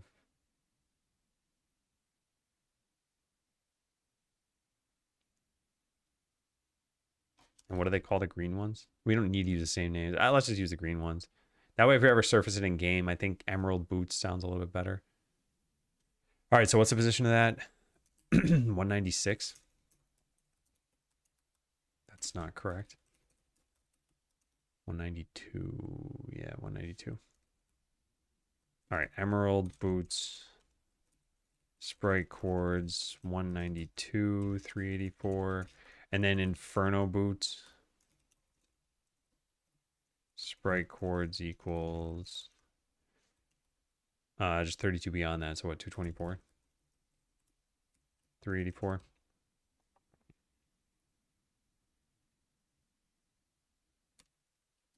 All right, these grant the ability to dash at will. You start with 3 charges, 3 dash charges that accumulate once every 5 seconds. These cause your dash to make you intangible. While dashing, disable the player collider with enemies. Or maybe, well, intangible against enemies. While keeping the collider with, I'll say disable collision with enemies. Actually, not even disable collision, just don't get hurt, because we need the collision for the next boots, which should probably be the Inferno boots. But yeah, while dashing, don't allow taking damage from any sources. You can still hit walls or fall out of the dungeon. The player should render at half opacity during this time. So gold boots, these cause your dash to do what?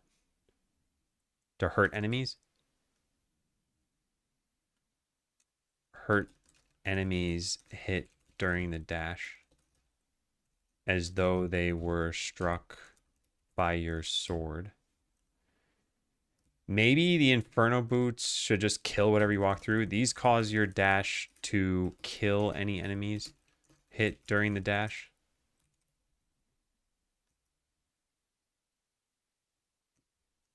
I'll say to hurt enemies hit during the dash as though they were struck by a bomb. And actually, maybe, yeah, that's probably fine. And then the Emerald boots, maybe we just ditch the Emerald boots. So they're only 4 level ups. Yeah, that's probably better. And we'll say that maybe this also makes you recharge the dash a little bit faster. Also allows you to gain up to 5 dash charges and makes them recharge once every 2 seconds. This also makes your dashes recharge. Maybe you only have 2 at first.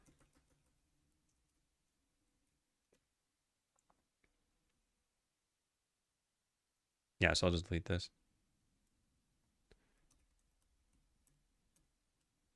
The leather boots start you with 2 dash charges that accumulate once every 5 seconds. Each upgrade gives you 1 more charge and reduces the recharge time by 1 second.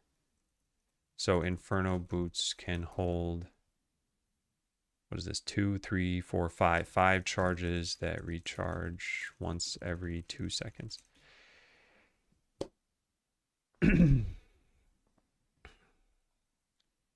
All right, so boots, and then we're going to give you a coin magnet. This, I think, is a little bit less interesting in terms of how many levels of upgrades you might expect. And these don't need to match the same color as the boots. So, I don't know, let's just pick these colors. Maybe we start with like this brownish color and then like blue, purple, green. Colors don't really mean anything. It's not like you have some association of tears in your head. I feel like purple seems like the strongest one to me, though. So maybe a red, green, or not red, brown, green, blue, purple. Yeah, brown, green, blue, purple. Brown orb, or brown magnet orb. All right, what are the coordinates? It's 0, and we're down 608, I'm guessing.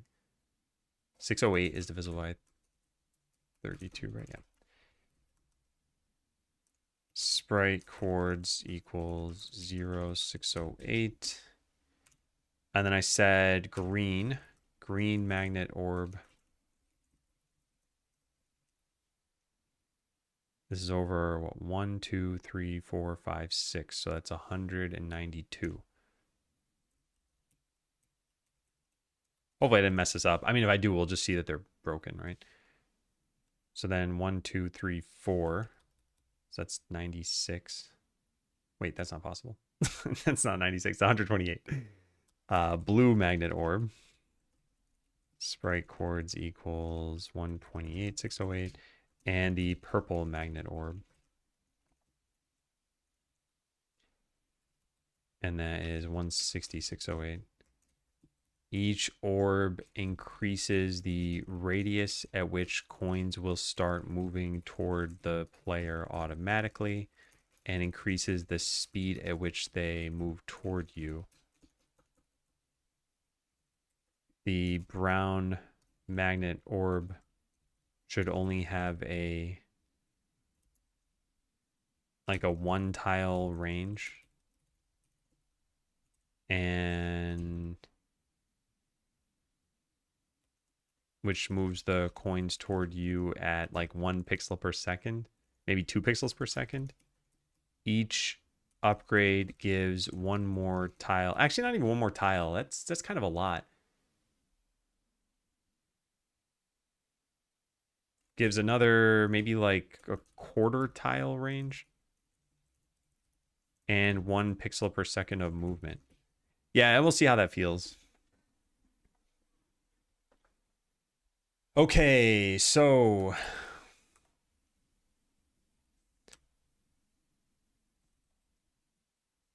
each time you find a treasure chest, it will randomly pick either boots or the coin magnet to give you, assuming you still have upgrades left to unlock in each respective chain. After picking the category, it will simply give you the next level of that particular power-up.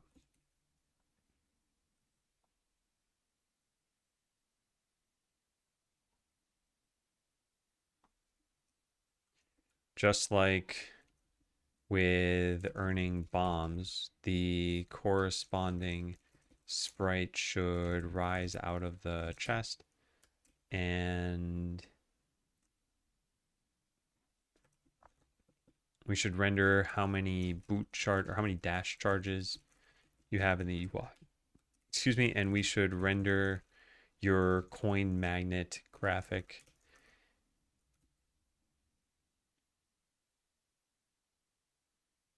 somewhere in the UI. I don't know.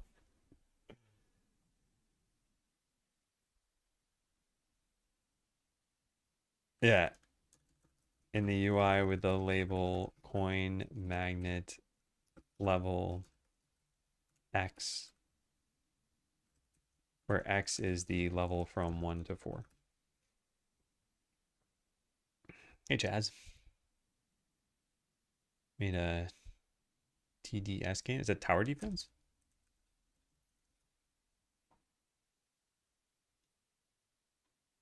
Yeah. Hey, Mapon. Yeah, I like it. I think it has drastically changed how I write software, so that now I'm really not writing the software. Yeah, tower defense game. Yeah, how'd you like it? All right, so use a bomb graphic when you open the chest to replace this. Allow for treasure chests to contain other permanent power-ups.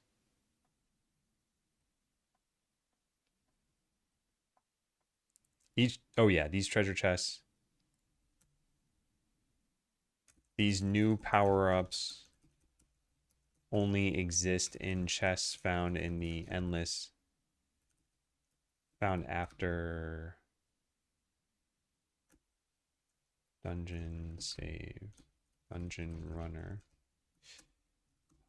save system.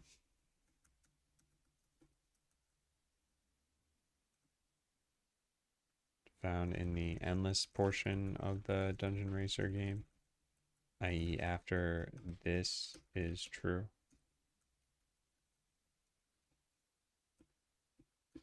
Yeah. Each time you find a treasure chest over it. Yeah. And you already have bombs.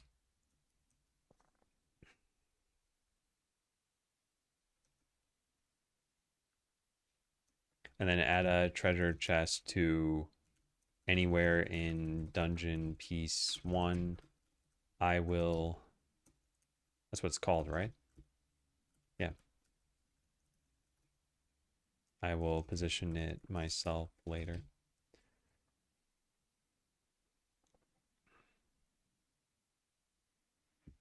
It's a fun thing about how to make it work better for your workflow and understand you without much explanation. Yeah. Yeah. Like this is much simpler. I mean, I know I spent a long time on this, but this is much simpler than what I would have had to do. Is there anything else I have not specced out here? Only the tooltip, which we could add later. And when you find the treasure chest, which we can add later. So yeah, let's plan this. Kick it off. I am kind of curious about usage. We're at 50% remaining right now. Yeah. So this gets boosted to the top. Then we can add more rooms. We probably need to start making rooms such that we expect you to have boosts. Although there's no guarantee that you ever even get the boots, right? You could probably beat the entire game without getting them because of how I wrote the logic for this.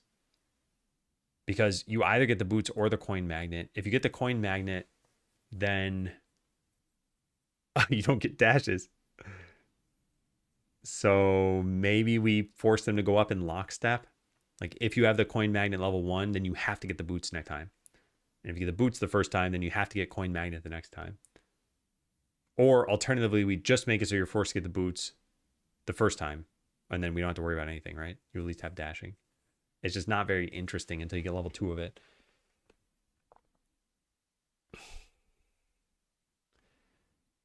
Do you usually give it so much to do in one prompt? I usually give it like a feature. I could split this up if I need to, but I expect it to do a pretty good job at this. So yeah, I gave it this much this time around. What's with your usage? You have to pay for using Codex? Yeah, I'm paying $20 a month, and every week you get, 100% of your usage. You don't necessarily know what that equates to in terms of features or something. But yeah, I only just started using it today, and I've burned through 50%. So yeah, we're probably going to need to use a reset pretty soon. It's funny too, because last week I was trying to burn through it and they reset it 3 times for me. So I probably used like 210%. And now this week I'm not trying to burn through it. I'm just doing it I'm using it for my work. And it turns out I am burning through it. So I might upgrade. I might switch models. I might be more parsimonious about my usage. I don't know. I haven't decided yet. I'll probably just pay more money.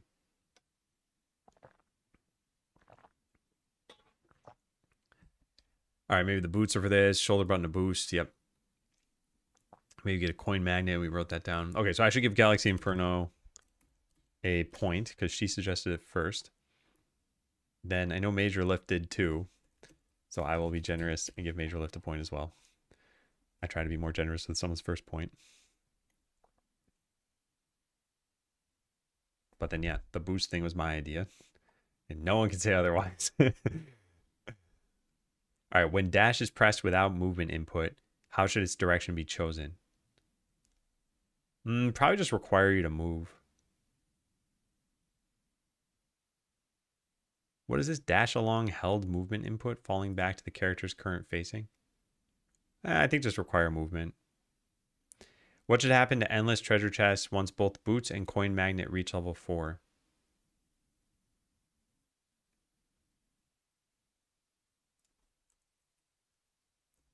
Don't worry about this. I'll manually add chests for now, so this won't be a problem. Yeah.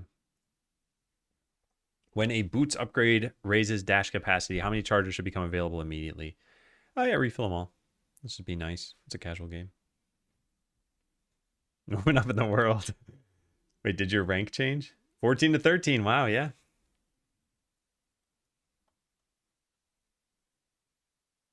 Oh, you're tied though with several other people. 1, 2, 3, 4 other people. Yeah. It's a lot of competition at the 1 point range. Quite a lot of people I've given a point to. But 2 is where you start to separate from the pack. Oh, never mind. You barely.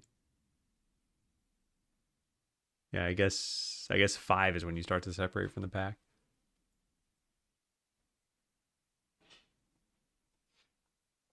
Did that just close? No, that's good. All right, well, I should probably let's wait for this for a little bit because if I can get done with this in the next couple of minutes, I was gonna take a break soon anyway. What else? What else? What else? Oh, we gotta add in skeletons, knights. I mean, I don't think we can get done with all this stuff by the end of Thursday. Tomorrow's going to be about music, well, adding the music and sounds and then polishing a bunch of stuff. I want to focus on this particular game. I did want to get done with as much of this as I could by Thursday though, so that we could polish everything. Also, at some point you need to win this. Maybe you just collect all of the loot. Could we just give you items that have no purpose? Like a shield or something and a book and I don't know, all these different weapons for no reason. The bombs don't really have much of a use. Maybe we do add some like breakable walls. Yeah, that'd be kind of a good idea. Should probably add breakable walls to some rooms. It could be optional as a way to get coins. Hey, again, smart. Feel like in good company, yeah. Soon you'll rise above them, and then they'll be the ones in good company. And then I think the other thing we could maybe work on today, we're running out of time, but we should probably add the ending to this game. After completing, like, I don't know, what, 40 rooms in a row or something? Is that all it should be? Maybe you need to get at least 300 coins and then complete 5 rooms, and then the game will show the ending corridor where you keep going faster and faster. Maybe we also require a minimum of 20 rooms that have been completed in the current run.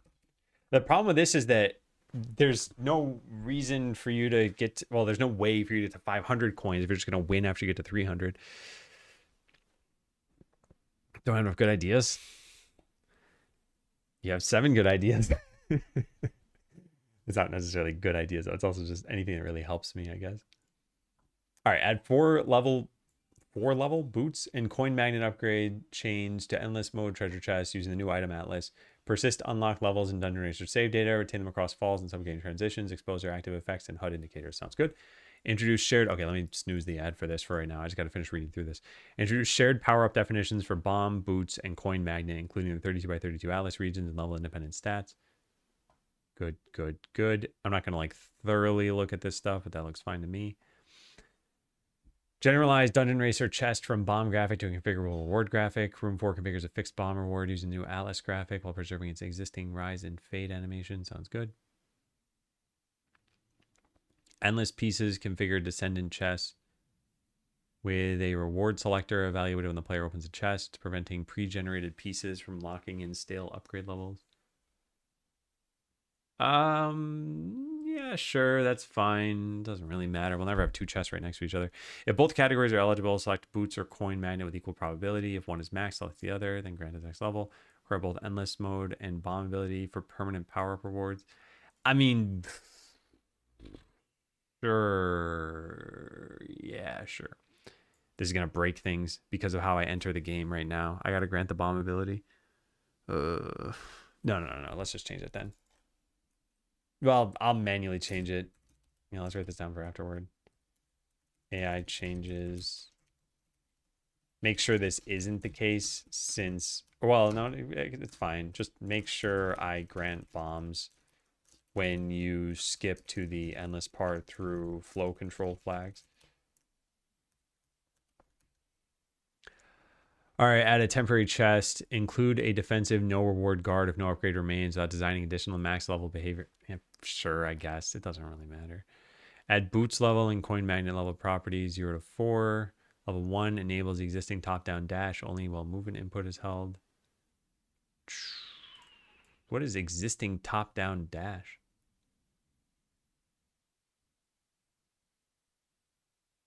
Huh, I don't know. I don't know what that part means. Track current charges, sequential recharge. Yep. Cancel an active dash on falls. Damage transitions, input disabling while retaining or recharging remaining charges. Cross on this run reset. Yep. Level 2+ makes the player immune. Oh, actually, you should probably reset them when you restart a run. Now, I'll write that down for later, too. Reset your dash and bomb charges when you fall. 2+ makes a player immune through the existing hit entry points during the dash. Renders a player 50% opacity. Level 3, once per dash. Level 4 replaces sword with bomb hit. Tangibility is cumulative. In fact, it'd actually be kind of interesting if you just dash and put like 3 bombs down. It's like Bomberman. Keep boost pad boost separate so they neither consume charges nor activate that. Sounds good. Add player-centered magnet detection area and coin attraction state. Latch it to the player. Dropping coins become eligible after landing. Sure. Ignores walls. Never interrupts collection or collected animation. Send HUD with this. Oh, I'm not going to read that. I don't care. Assumptions. Power-ups are permanent. Gameplay tile 16 pixels. Dash charges initialized full. Oh, yeah. Nice. I already did that. Oh, wait. No. It didn't do that. Exhaustion needs only a safe no reward card. Yeah, cool. Okay. This all sounds good. Now, here's the question. We could try doing this in a lower model than extra high. We used 3% for the plan. But I think I'm just going to say to implement it on extra high. So now I shall take my break because I have done some very difficult prompting work over here. But for real, yeah, we'll come back and hopefully it's done with most of the implementation. It'll probably take like 10 minutes though. So is it jump time? It's jump time.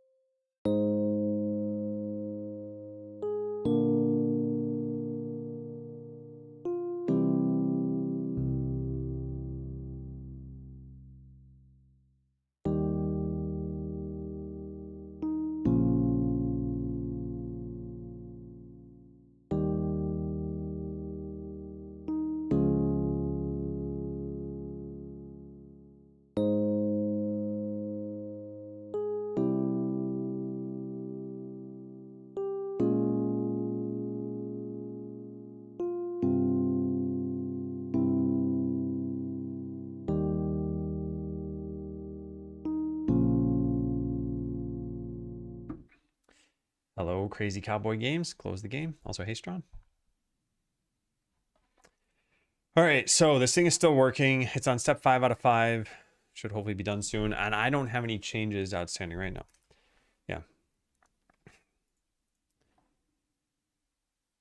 Add the ending to this game. I mean, can I do that? Didn't I talk about this? Yeah, when you've gone through, say, 30 rooms, you should generate a predetermined end to the dungeon. It should be a very long corridor with tons of multicolored coins meant to more than max out your... Oh, yeah, I forgot we could do that.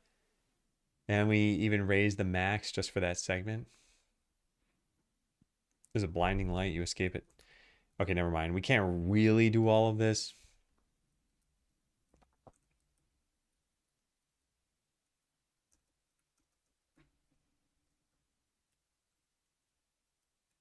Actually, we may want a coin minimum as well so that it feels more endless than it is. Perhaps we add some broken power-ups to make it even easier to get coins.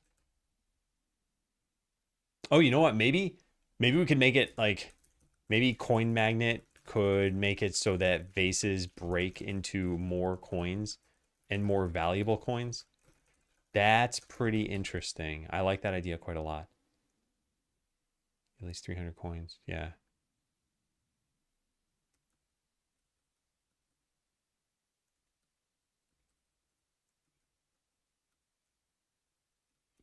Yeah.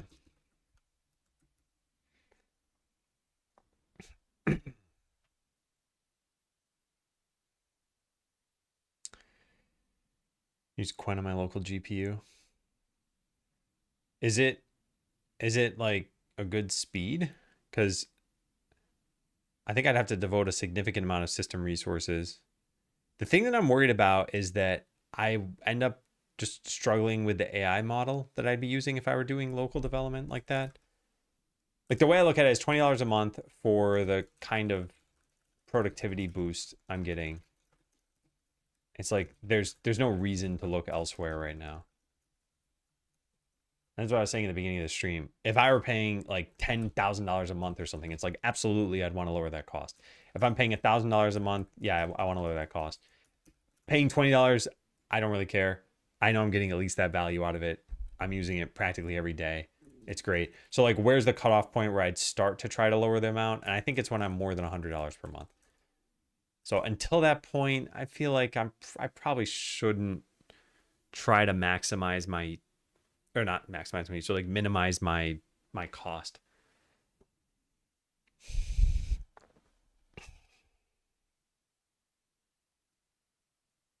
And yeah, that, I mean, just based on how I've been using this so far, like we burned through almost the entire week in a day. Now, granted, Thursdays are usually music day, or at least it starts that way. In the afternoon, sometimes I do some other work. But yeah, like the rest of this week, I'll probably use a reset. And yeah, I'll probably upgrade my plan at some point if it keeps going like this. But who knows? Maybe this is some like local maximum and I'm just using a lot more AI because I finally got enough of the basic game set up where I can just burn through features now. Because yeah, that's how this has been going. Now, I do like parallelizing things, but we're toward the end of the day and I don't want to burn myself out. So what else could we think about here while it's finishing up? This is done. This is done. This is, yeah, that's done. Actually, no, we give you more coins for everything, not just vases. Although it would be kind of interesting if it was just for vases, so there's more reason for you to go seek them out. Some universities give the subscriptions to their students. Yeah, I think it's a good way of testing this out. Also kind of shows some trust from the university, I'd say. Do we have something that looks like it would make vases more valuable? Maybe like a gold bar or a diamond or something? Doesn't really make sense though.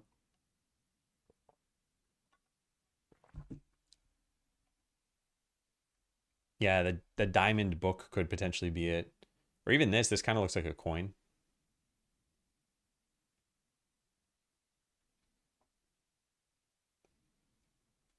Yeah, maybe after you get Coin Magnet, maybe this can drop from a chest.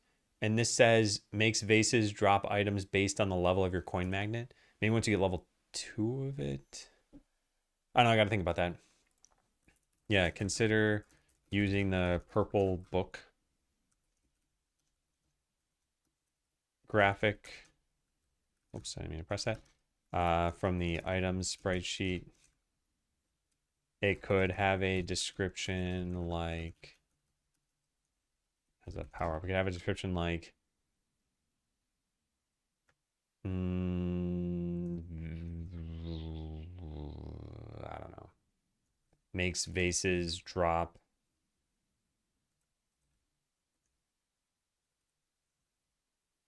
or like stuffs vases full of coins.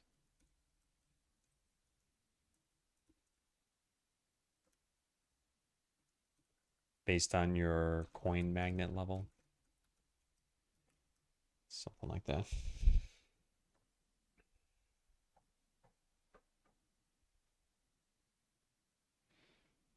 Yeah, I guess that's a good distinction. Is it the university or not? Because if it's not the university, then they're placing no trust in their students. Not explicitly, at least.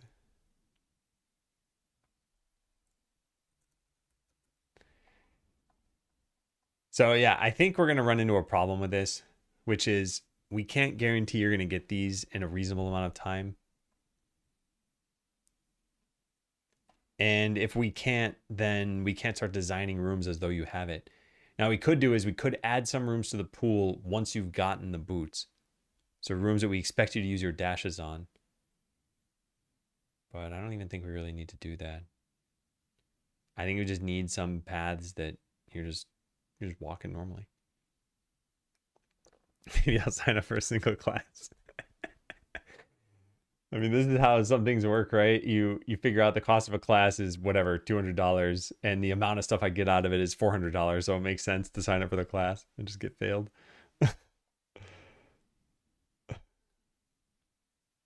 Yeah.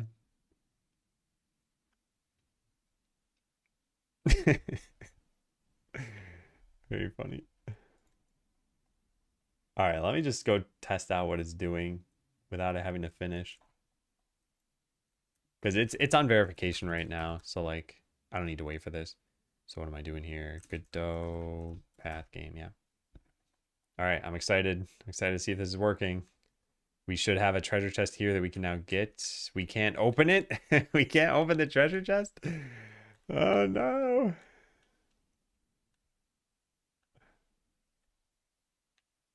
What if we fall and try again?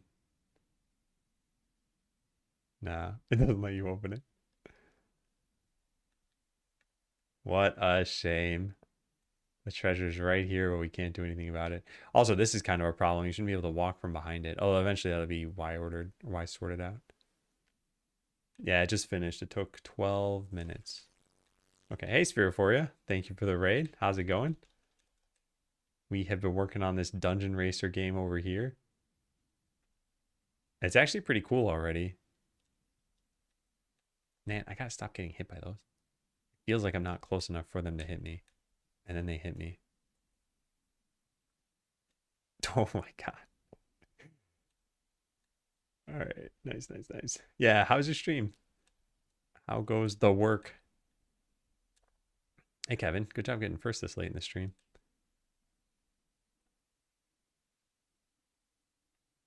Yeah, this feels pretty decent. Oh man, I got hit by a zombie. Of course. All right, we just bomb these guys. Get all their coins. Their delicious loot.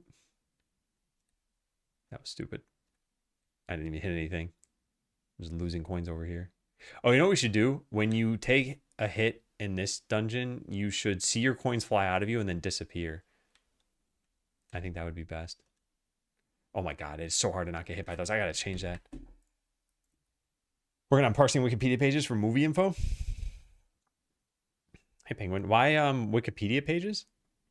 Oh, I guess because it's not proprietary. And games looking nice. Thanks. Yeah, I am pretty happy with how things have been going. Wait, let me write down these quick changes before I forget. What did I say? Oh yeah, the The player collides with slimes sooner than it feels like they should. And there was something else I said. Oh, yeah. When you get hit in the endless dungeon, you should see the coins fly out of you but not land on the ground. That way it's clear that you lost some coins. That should go into polish over here. Both of these are going to polish. Ban me from storing data or using them for free. Yeah. Yeah, I guess they've spent a long time building those things up. That's too bad. What's the eventual goal with this, by the way? Missing the biggest movie I've heard of this year. Is it The Odyssey? I think that's what it was. My wife was just like, we should go see this movie. And I looked up the runtime and it's 2 hours and 52 minutes. I'm like, I am not sitting in a movie theater for that long. Did this come out already? Where the Odyssey release date? July 17th. Yeah, it came out 3 days ago. Yeah. That's on a list for later. Throw ratings and notes on there and then send to my friends. Gotcha. Yeah, Odyssey. Okay, yeah. Well, it sounds like it might be good, but we just saw Project Hail Mary pretty recently. And what's the runtime of that movie? Project Hail Mary. Yeah, okay, so this was 2 hours and 36 minutes. And I thought it was great, but sitting in a chair for 2 hours and 36 minutes when you could be like in your own place, get up, pause the movie, have a cat on your lap, get your own food for free. Like, I just don't see the benefit in going to a theater. And this is under the assumption that you have, a decent enough TV and sound system, and we do. So it's like, there are some movies where I think it benefits to have an audience there. Like maybe a horror movie, maybe a comedy movie. I don't know anything about The Odyssey. I only just heard about it yesterday. But like, I don't want to sit around for 3 hours. I don't want to do it. I just don't. I don't think it's worth it. 33%. Okay, so yeah. I mean, this one is pretty beefy. All right, so let's go check this out. I doubt it's actually going to work right off the bat because it didn't seem like it was working already. But who knows? Maybe it caught it. Maybe it caught it. So did it work here? Yep, checked in. Okay. Yeah, we saw Interstellar a while ago in the theaters. How long was that film? 2 hours, 49 minutes. Yeah, I remember being like mad by the end of it. I liked the movie, but I was just angry leaving the theater, thinking like no movie should ever be that long. I am very grumpy when it comes to movie length. The Architect. You dug it? Yeah, it's supposed to be good. Okay, so yeah, we still can't open these chests. So I gotta go figure out why that's happening. Like skin sensory issues and ADHD. Can't sit in the seat for long enough. I see. Yeah, and they're getting released surprisingly fast after their theater releases. Like, I'm not interested in Obsession because it's a horror movie, but I heard it's very good. And I opened up Hulu the other day and I saw it on Hulu. And I don't think it's been that long. Right? Obsession. Movie. Oh, wow. There's like 12 different films called Obsession. Look at this. Yeah, this one. Oh, 2025. Oh, I thought it released recently. Oh, wow. I'm way off. Okay, my bad. I thought it just launched. It was on. Oh, no. Release date May 15th. Yeah, so it's been 2 months. That's like hardly any lag time, right?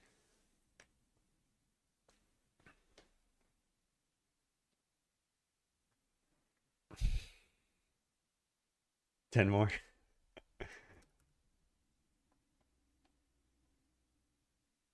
All right, this is weird that these are gray. Oh, because it says replace with field. That's fine. Yeah, we can do that. Oh, except for none of my changes are going to be persisted, right? I got to go figure out how we instantiate this treasure chest. I guess in room 4 we have some special logic for it, right? Treasure chest out of init. Yeah, we got to do this. So nothing is doing this right now. Oh, we don't need to initialize it like this. We just have a reward fetching function. So we got to find the other init for this. Here it is. So we're not doing this once there are treasure chests, I'm guessing. All right, let's put a breakpoint here and find out. Kept delaying it coming to streaming. Yeah, I guess if it's pulling in money, why even bother sending us to streaming platforms yet? But yeah, 2 months is still not that long, even if it's breaking records and everything.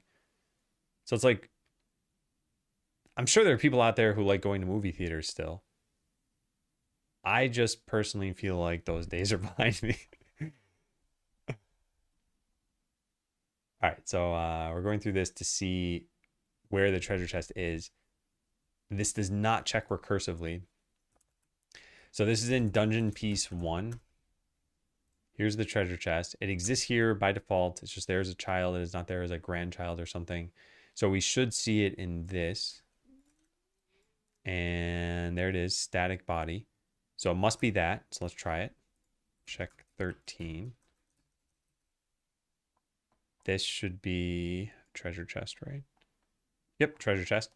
Okay, so we eventually do find it. So we know that this is going to break in if I hit the play button here. Yep, and then we initialize it with this function. So this looks good. Oh, wait, no, we do this recursively. Never mind. I didn't see this here. Yeah, so this looks good, but then we don't get close to the treasure chest. Body entered right here. If is open or the body's not a Dungeon Racer player or there's no reward, then just return. So it must be that last one. Let's try this out. On body entered is already there. What is going on here? What body is entering this thing repeatedly? Body is a static body. Body.name. A treasure chest is entering the treasure chest. That's not good.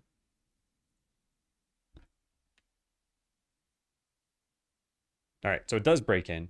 So this must be null. It is null. That's bad. Okay, so why is that happening? Oh, because we don't have bombs. Oh my God. I even have a note written about this. During the plan, I was like, this is going to be wrong. And then I wrote this note here, requires you to have bombs. Make sure I grant bombs. I didn't do that.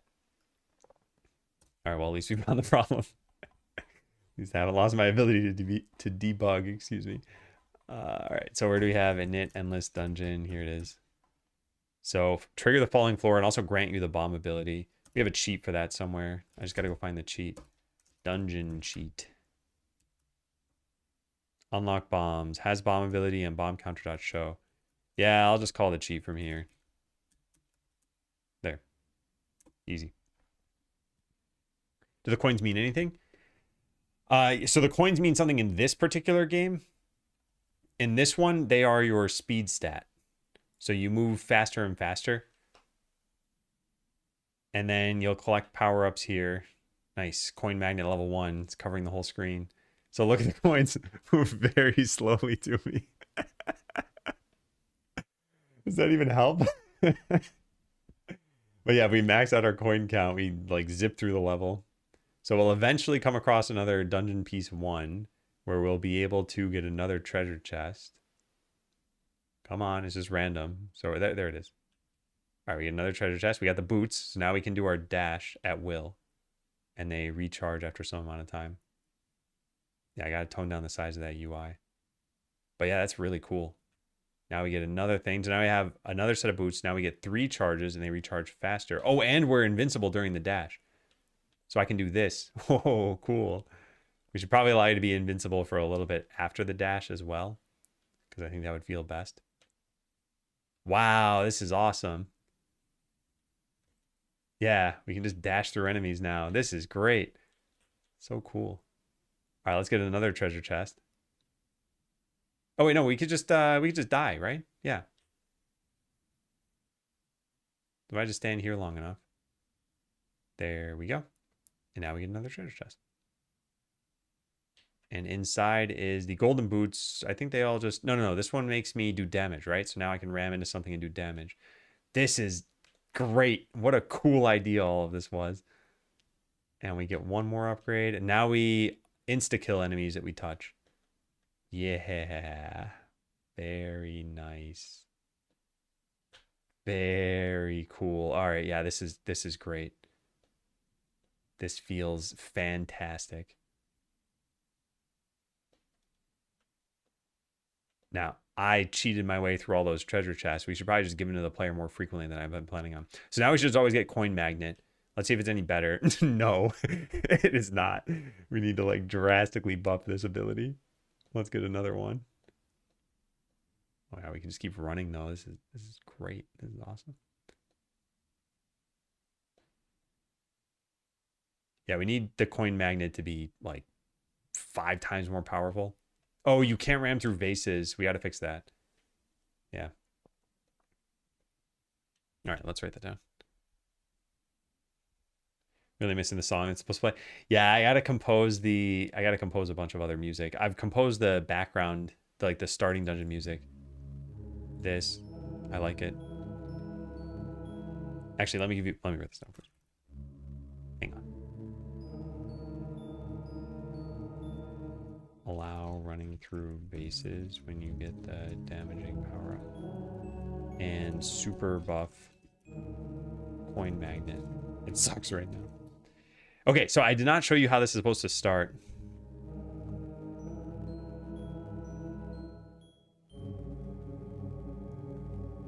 Go to the movies and buy expensive snacks there. Oh, cool. Snail pace. Wait, snail pace for what?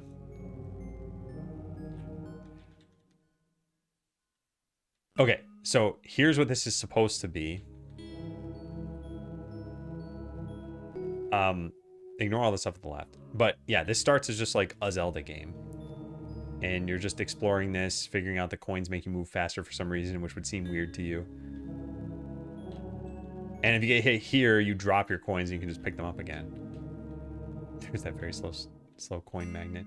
So there's some like minor puzzles, like hit a vase, find a switch, lower this wall, hit another switch. Yeah. Then this is the first actual puzzle. There are banners at the bottom. Red, blue, green, red. There. And that makes a staircase appear. And then you get bombs. And you try using them on this cracked wall. And that's what triggers the dungeon collapsing. So this is the broken part of this game. And yeah, then you'd get into this mode. You'd be like, whoa, this is totally different. So now we have level 4 coin magnet and it's still doing basically nothing.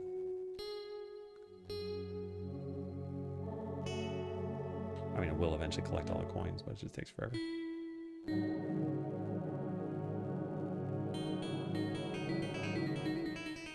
Yeah, we can't open this now. But yeah, this feels really, really good. So wait, what did I say that I should do? Drat, I had an idea. I gotta shrink the text, that's for sure. I don't remember.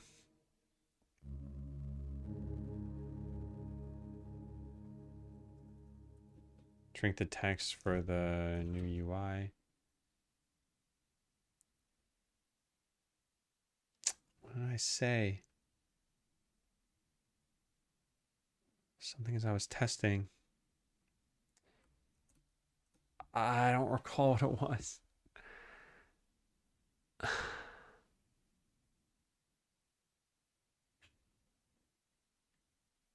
Do you use FL Studio? Yeah, I do. Man, I don't remember.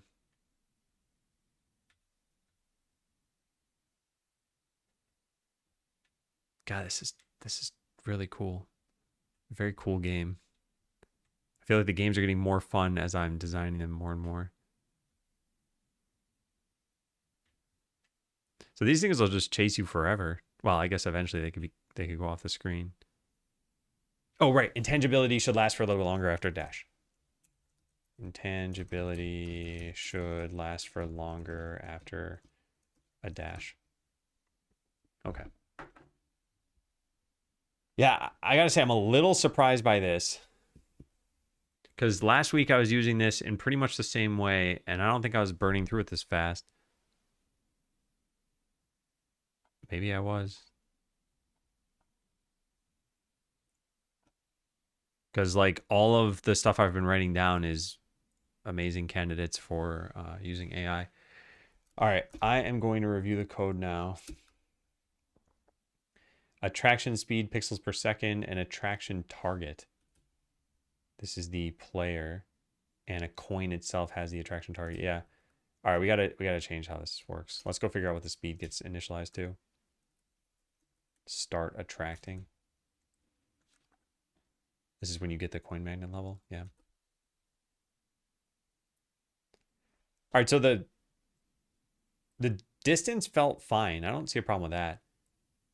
The speed in pixels per second, what did I give this as a guideline?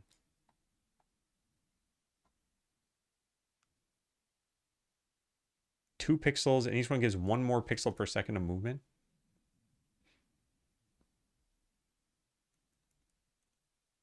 Yeah, it should be like, let's just multiply this by 4. I don't know if that's good. Let's try it. Am I using the same models? Yeah, I'm doing the same pretty much. Oh my God, wait. I hope it's not on fast mode. Oh my God, that'd be so embarrassing. Oh, it is. Oh my God. Okay. Oh no. I turned this off last week, but maybe I did one extra query. Oh my God. All right. Yeah, it says right on it, it uses 1.5x the usage. So what am I at? I'm at 33% remaining. So I used 66%. So yeah, I really used 44%. So I should be at 56%. Oh man. All right. Now I'm giving you another point for making me confront that. Oh man. I can't believe it. I didn't need for this to be in fast mode. I was wondering why I was burning through it so fast. All right, so yeah, I'll write this here. Make sure AI is not in fast mode. All right, let's test this out. So we just need to get a bunch of coin magnet upgrades. And we can't guarantee that we get them. There's one. All right, so how's that feel? Bad, but the first level is okay if it feels bad. It's just supposed to be a tiny benefit. And it is certainly a tiny benefit. So I guess let's go back over here and get another upgrade. It might be the boots. Nope. Okay, coin magnet level 2. Oh, once they've started attracting to you, they just keep attracting to you afterwards. So maybe the distance is a problem. Do they fly through walls?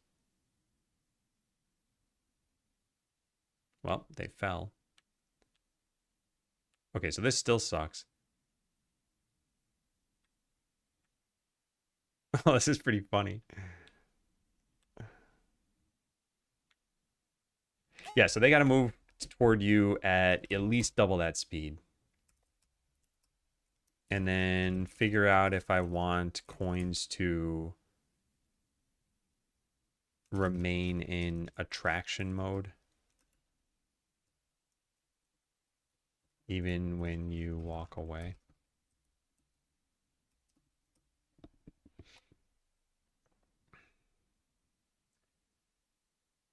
Seems like everyone has access to creating a great game. Yeah, I think so more and more. Especially if you don't need really any coding ability anymore. All right, so these now attract to you. Yeah, like I said, level 1's just always going to be bad. I don't really care too much about that. We could make it so that it's not bad. It looks really stupid when they're attracted to you from far away. All right, let's speed this up. Go over here. We need the other coin magnet. Okay, so now we got level 2. This feels probably more like what level 1 should feel like. Because, yeah, this is like hardly an upgrade. Yeah. All right, so let's just double this again and just see how that goes. Slow to start, but faster until they get to you. Yeah, I think that would probably help too. So it's like, how fast does it ramp up to its max speed? And they all have the same max speed.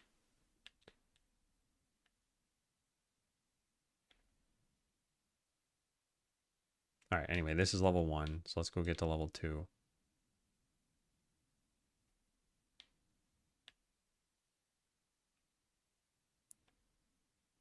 That's not level 2.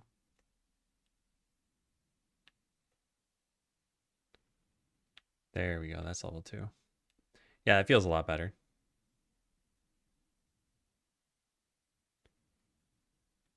And there's level 3. So that moved me even faster. Now that starts feeling like a real upgrade.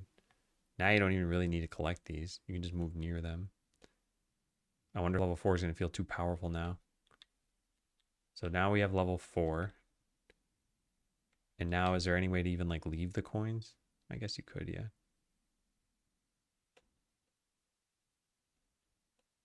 All right.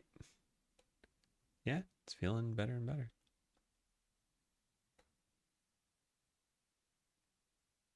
Well, I don't think anything deletes those coins. So I think they're just still going to eventually make it to me. Right? No, they'll fall. They'll fall. Now we get boots level 3. Which means we can now damage enemies by ramming into them. Just a great upgrade, especially with a coin magnet. This is exactly why I said we should only do so much game design ahead of time. I wouldn't have predicted that we'd have these power-ups and that this would be what we end up doing. It just didn't make sense to have anything on paper. And I just kept poring over the graphics thinking like, what are we going to do? What are we going to do? Yeah, now we have all the upgrades. Yeah, this is awesome. So yeah, the idea is that eventually you'll have collected all these power-ups. You'll be getting tons and tons of coins. You'll just be like ramming through all these enemies. And you'll move so fast through this level that you'll hit the end corridor where you just move faster and faster and faster. And then there's this like blinding white light and you teleport out of the game.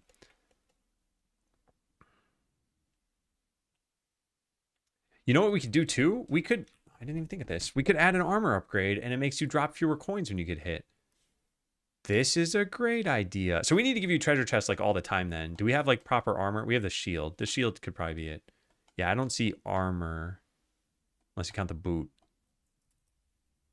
Where there's supposed to be armor items. No. I don't think so. Although it looks like there are multiple different kinds of shields. Yeah, I think we should add that in. Add the shield upgrade, which makes you take less damage or makes you drop fewer coins each time you get hit. Or maybe could increase the radius. They increase the radius and the speed. But yeah, just increasing the radius would also probably be fine. Consider having coins get... Wait, where's the attraction thing? Where is the attraction thing? Here it is. Yeah. Coins should probably speed up while they're in the collection radius. And the acceleration is what we control via level.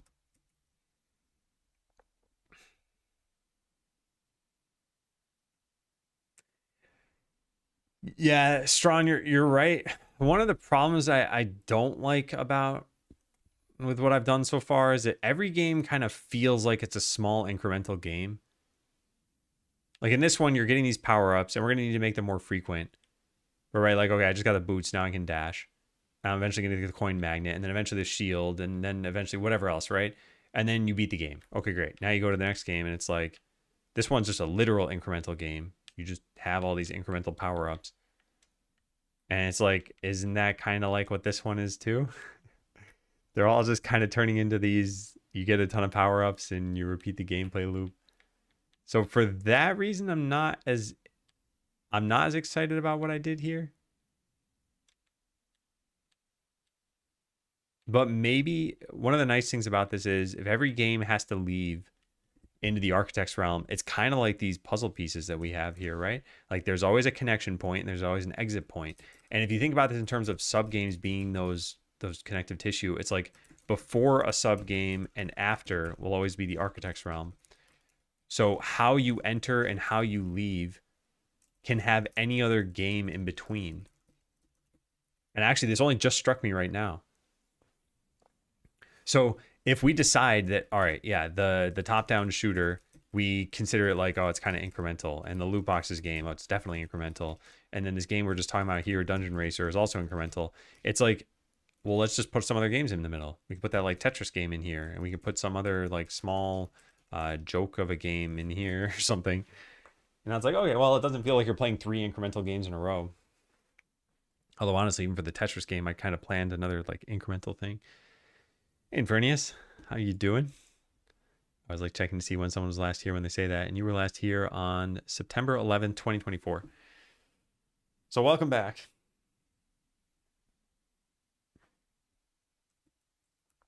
All right, so there's gonna be a tough like design thing we got to figure out at some point. Maybe answer the question, how do we stop each sub game from becoming incremental? It's essentially my answer to the difficulty of a game. You could beat the Dungeon Racer on your first go. Yeah, but you don't have to. When was my last stream? I've got on Twitch the history of all of them. If you take a look, oh wait, no, you probably can't access this. But anyway, yeah, so July 20th, 2 streams, July 17th, 2 streams, July 16th, 15th, 14th. So yeah, I guess you consider my last stream was like 4 hours ago, probably. Hey Magnus, hey Goose. 16 plus 4, July 20th.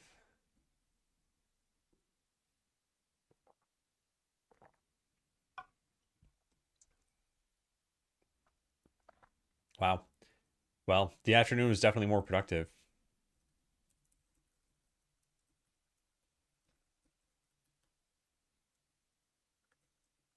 Came up with the idea for power-ups and added them into the game.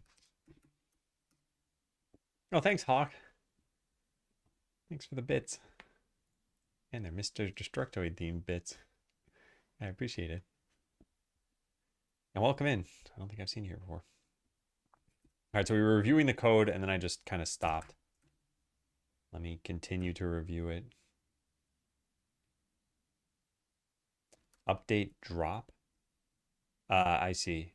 We used to only have one means of updating something. Otherwise, set the attraction target. Or if it's not valid. I mean, this can never really be the case. I guess after it's dropped, it doesn't matter. Yeah. And then just move toward. Sounds fine. Update drop is a code we used to have there. Yeah, this is good enough. Alert a few streams. Oh, nice. Yeah. I'm always glad when I'm somehow helping people without even knowing that I'm helping them. All right, I would love to not have frame progress keep poisoning all of these. It makes it look like I intentionally changed them when I didn't. So we added a treasure chest to room 1. Room 1. We got to eventually delete that. God, there's so much work left to do. Let's see. We need to remove the treasure chest from dungeon piece 1. We should probably have... Yeah, we need to figure out how exactly we give you a treasure chest. I think the simplest and probably therefore the best is to just have a treasure room. But we could hide it behind enemies or a puzzle or something. But yeah, I'd probably just go with whatever's simplest there. How long did it take you to create your first game? Imagine you created a fraction of the time these days. So the first game I made on stream was Botland, and this took 5 years. This was also massive in scope. But if I were to make this again now with AI,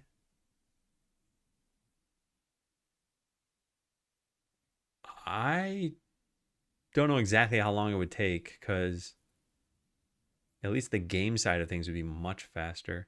But there was a whole back end. I think the back end would also be easier to make, and probably I'd find some way to iterate quickly. But I could probably shave like at least 2 years off of making this game if I wanted to make it again. And then the last game I made just before this one was Skeleseller. This took almost exactly 2 years. It was like plus or minus a week or something like that. And yeah, I didn't really use Agentic AI for this. If I were to have done that and make this again, yeah, I could probably shave some number of months off of it. I don't think I could do it in like a year. Maybe I could though. Botland 2 when it's athletics. Botland 2. The problem is I don't think I'd want to make a multiplayer Botland. So if I made Botland 2, it would probably be a single player game, and I don't know how it would be fun. The original inspiration for Botland was actually Diablo 2, and it was because some players left bots running overnight to collect loot. And that was the original idea. I'll make an RPG where everyone bots. So now there is no unfair advantage because everyone's doing it. And it didn't end up being that when I launched it, but I tried a bunch of different iterations of that. And I think some game like this exists now where there's some like JavaScript MMORPG. I don't think it appeals to everybody. So it's like, are you leaning into the programming aspect? Are you leaning into the automation aspect? Are you just trying to make like, I don't know, an MMORPG that's super casual? Add a mini Botland. I want to do something with Botland and Stuck in a Broken Tutorial. I don't know what it would be exactly.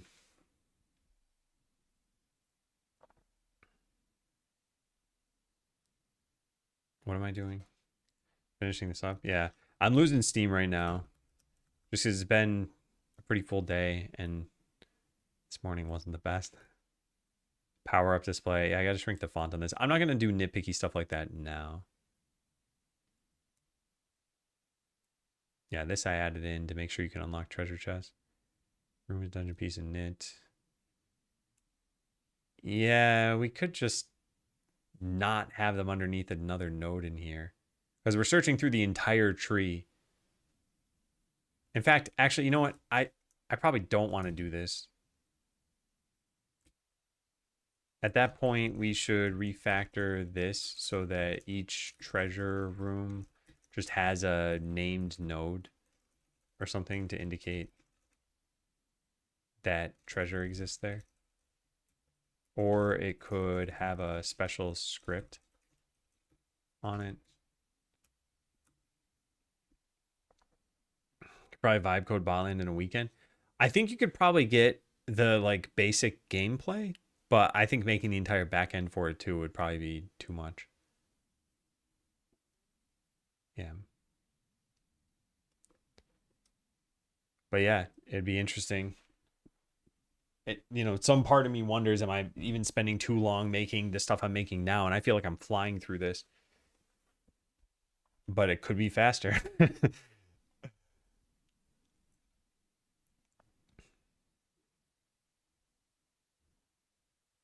right, so this is good. This logic should be extracted somewhere else. I don't like this existing here. I'll put this in cleanup. Existing in dungeonracer.cf. I really want to run a large class check or make a skill or something out of it. Okay. And then when it's open to upgrade, yep, sounds good. Okay, boots display. This is interesting because this only needs to happen once. But I guess it's just an integer check, so it's not really a problem. Yeah, this looks fine. Okay, we also got to extract out this string. Make sure we've extracted all strings. It should just be UI stuff, but maybe I added labels when you get an item from a treasure chest. Those tooltips I talked about should probably just linger there.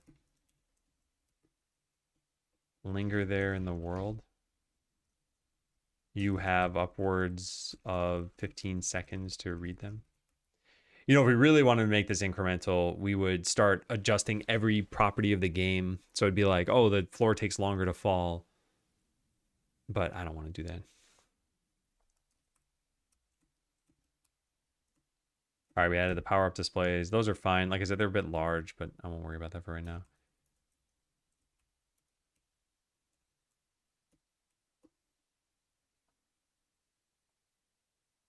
Man, this is another one of those things that's just becoming too many lines of code. Dungeon Racer player.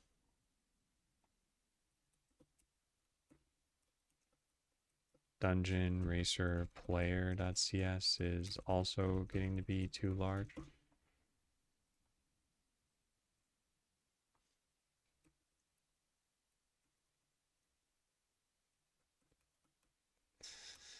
All right, well, we gotta review it. Whether it's too large or not. Coin magnet collision shape has its own thing. I gotta stop doing that. Oh my god, what is happening right now? It keeps going to rider, and I never figured out what causes that. All right, so the coin magnet area, what is that in relation to the player? It's a circle whose radius we keep increasing. That's fine.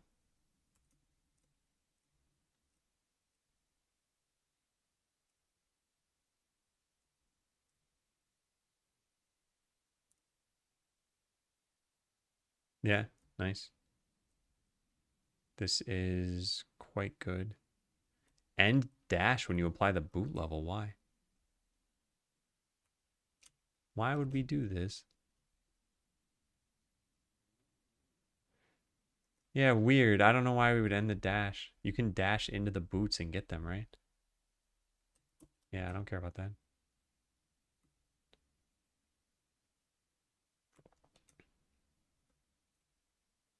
Try start dash, charge count. That's all looking pretty good. Yep. Oh yeah, the modulate. I didn't really pay too close attention to that, but I think it's good.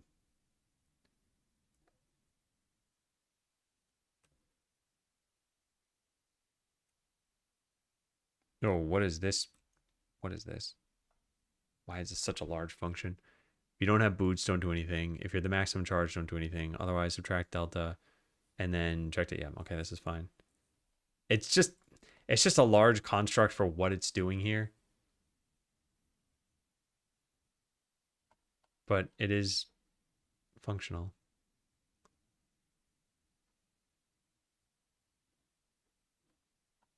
Yeah, this is fine too. This is pretty good. Pretty good indeed.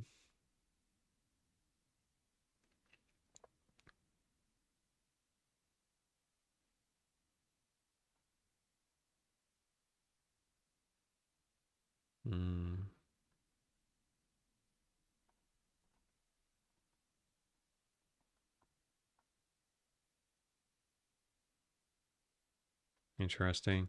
Yeah, this will need to change. I'm not going to do that yet. I wanted to break bases. I haven't done it. All right, put a circle on this, and there's a dash hitbox as well. I did not look at the dash hitbox. What is that? Yeah, that's fine. All right, what do we have now? The power up. We have the power up type, some stats about it. This is very reasonable. Yeah, very reasonable. Clamp level. Sure. Sure. And then get level value calls clamp. I feel like clamping is almost entirely unnecessary because we'll just never pass in a value that's beyond the level it should be. But it's such a simple call that I shouldn't worry about it for now. This is where I'm trying not to be ultra nitpicky. And if a human had written this code, I would probably leave it anyway because I'd say, well, we don't know if these assumptions are going to change in the future. So it's safe to have. And some amount of safe coding, even if you're pretty much certain it'll never be needed, as long as it's not affecting performance. And that was a constant time call. Clamping a number is not hard. That probably doesn't even happen that often. All right, so power up display. This I like hardly care about. We're going to change this anyway. We're probably going to change the entire thing. Yeah, in fact, you know what? I changed hardly to I don't care about it. Let's not review that. Room 4, what happened here? Yeah, the treasure chest had to change. That's fine. And then the treasure chest itself now has a way of dynamically pulling in what the reward is. Yeah, honestly, this is all pretty reasonable. Yeah, nice. And then the scene no longer has a bomb graphic in here, I'm guessing. Has reward graphic. Hey, Diego, what's your workflow with AI to use assets as character sprite and such? How do you make it understand that part? Or you just first make it use placeholders and then you change it? So first, welcome in. Just to be clear, I don't make the art. I'm just getting asset packs. So like AI is not making the artwork. I'm pretty sure not asking about that. It's more like, how do I put this in the game? And yeah, what I would tell it is, I'll just give you an example of what I just did here. So I said, hey, I added this sprite sheet. The sprite sheet looks like this for your frame of reference. There's a bunch of items on it, right? And then I said, here are the sprite coordinates for any individual sprite that we have. And these are not animated, so I didn't need to tell it like, oh, the first row is the up animation and the next row is the down animation. So in this particular case, I'm like, yeah, just go use those sprites. And it did. It knows how to do that. And it worked great. And I modified barely any of this code. So add power-ups. We now have dash boots and the coin magnet. And the coordinates are in the download description? No, in this particular case, if I'm not mistaken you, I just found what they were. So I was like, oh, this from here to here is the orb we want to use, and then from here to here is the blue orb we want to use.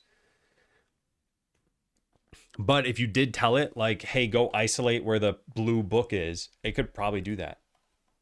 I find that that's a waste of tokens because like it's going to have to analyze this and then be like, okay, now we need a book classifier and a color classifier. The color's probably a lot easier. And then we need to figure out exactly where it's supposed to go to. It's like, there's no point. It's so easy for me to do as a human that might as well just save it the effort.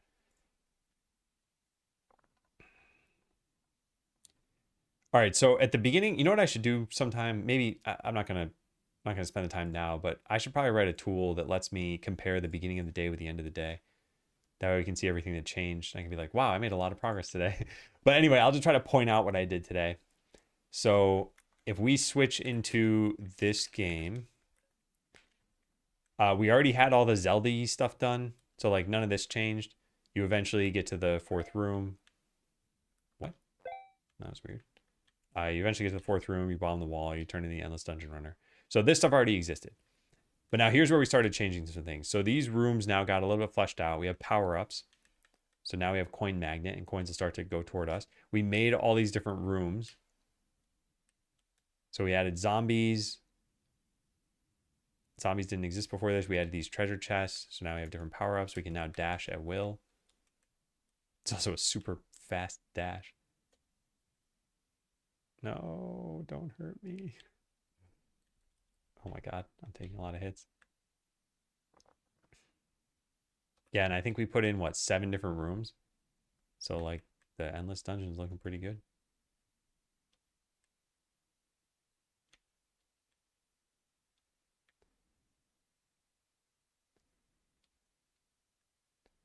Yeah. Feeling nice. Hey, Maya. Welcome in. Unfortunately, very bad timing. I know you're used to it. Like I said, if you ever want to not raid me and just pop in and be like, hey, I would have raided you, it would be fine. Yeah, welcome everybody. I was just showing some of the progress we made today on this game. I hope you had a good stream though, Maya. I'll give you a shout out. I always do appreciate it. But yeah, hi everybody. Lemon, His Excellency, Tabby. I can't scroll up. Sithy, Emrak. I'm doing well. Yeah, let me start this again, although I don't think this is gonna work. No, it won't. The stream was fun. Are you almost done with the Game Boy stuff? because it's looking good when I see it. That PDF op codes. It's funny we both rated Yana the other day. Lots more to do. Almost over the CPU. Yeah, man. I do not have a desire to make an emulator. I worked on an NES ROM for some amount of time, and I'm like, that was enough for me for a lifetime. I am now totally fine not touching that again. Use AI to help you with this? Yeah. I've been using Codex. So I was showing off the progress for today. We have zombies in the game. They chase you, and if they eventually reach you, they'll attack. Just to pause. They don't actually need to attack. They can just run into you. And we added these treasure chests over here. They can either have boots or the coin magnet. The boots let you dash, and the second level makes you intangible for that time. Wait a second. That looked like a problem. Zombies don't get cleared after you restart the dungeon. Yeah, I gotta write that down. I did not make the art. These all came from Itch. This is in cleanup. Zombies don't get deleted if you fall. If their coordinates are still valid, then I think they'll continue to chase you. I assume the same happens for slimes, but you just can't see them. Yeah, I got them from itch.io. All right, so we can eventually level up the other bits here. Yeah, so we got coin magnet. Now coins very slowly start to move toward you. This is hardly an upgrade. And they'll just chase you forever and through walls. This is like the one-ups in Super Mario 64. Of course, you can't wait forever because the dungeon will eventually catch up with you. But we'll get another power-up here. Now we can hurt enemies with our dash. So if I just dash into them, I kill them. It is a very satisfying move in this game. Yeah. These still take 2 hits to kill.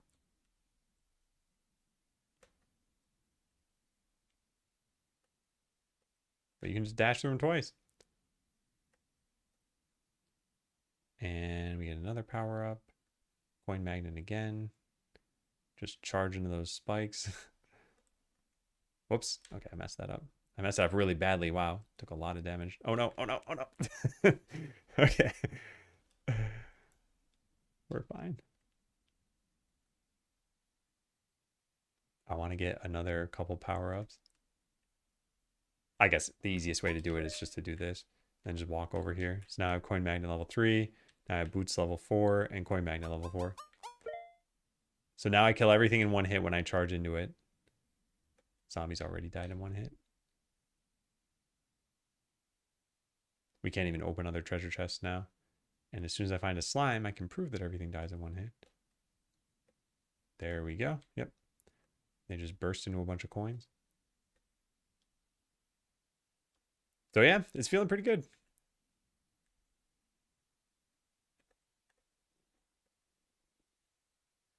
Yeah. Hey, Frankie. What's on? This is a game called Stuck in a Broken Tutorial. I've been working on it for just shy of 4 months. Oh, whoops. And I just started. I meant to snooze that. Yeah. So in this game, you are going from a bunch of different sub-games between one another. So it actually starts out in a platformer. And none of these are supposed to be hard. It's a very, very casual game. So as you work your way through this, you eventually find other games. So for example, this leads into a farming game.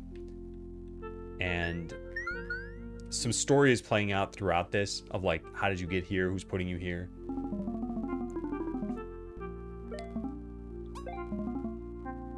And a lot of this is just like a, you know, casual single player experience, just a discovery process of like, what's going on? What are you doing? What are the little Easter eggs I put in each game? There's a lot of like silly kind of random things sometimes. Like you go into your house and you try sleeping. It says, you're not ready for me. Try using your shovel and planting seeds. And no one's done this yet, but like I'm expecting them to try it in their house, and it actually lets you dig up the floorboards and like plant seeds and water them in your house. You could dig up the walls if you want to. And when people discover this, they might be like, okay, how far can we push this, right? Can we like dig up a fence? Can we dig up a tree? And the answer is yes. You can dig up entire houses in town if you want to. And it's not crucial to the gameplay. It's not the most hilarious joke you've ever seen, but like it's a funny thing that subverts your expectations. And when you finally get tired enough, you actually can go into your bed and sleep.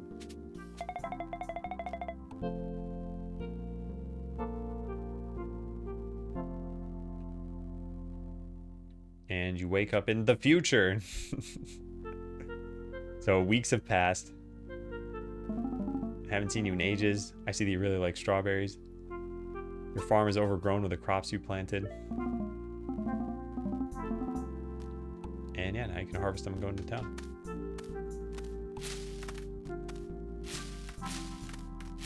Someone out there is going to harvest every single strawberry and find out that there is no secret when you do that.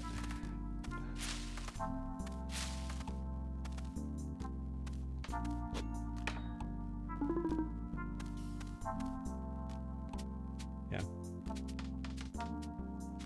This is what I was talking about you can dig up just anything you want. Dig up the trees, dig up the house. Say goodbye to that lamppost. Anyway, yeah, you'll go from here through other games. The next one we have is this top-down shooter. So you're just going through a dungeon, slaying monsters, getting to the boss eventually.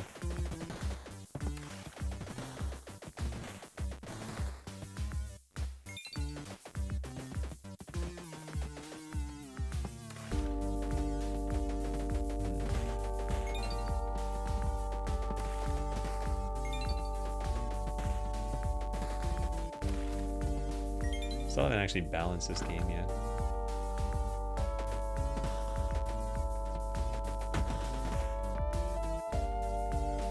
A Steam achievement? No, you got to be very careful about achievement design because people get mad at you when they're like hyper tedious.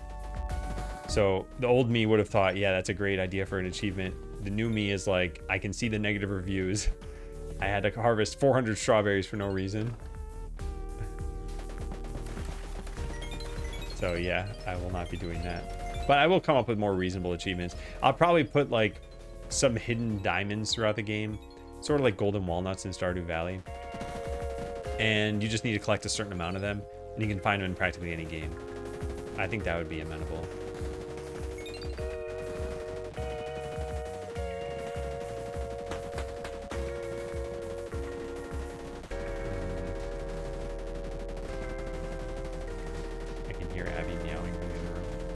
So this boss is intentionally supposed to be kind of a bullet sponge because as you kill these things, you get power-ups.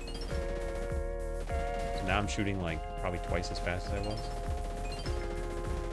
Oh no! Okay, they killed me.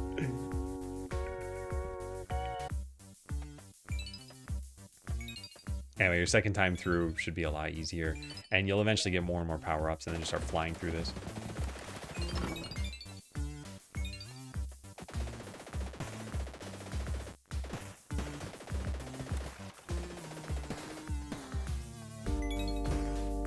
Killing everything in one hit now. Unfortunately, my movement speed is still pretty slow. Anyway, if we just speed this up and I just run through this. We get to the treasure room again, where we get way more of this. Let's see if I can kill the boss now. Yeah.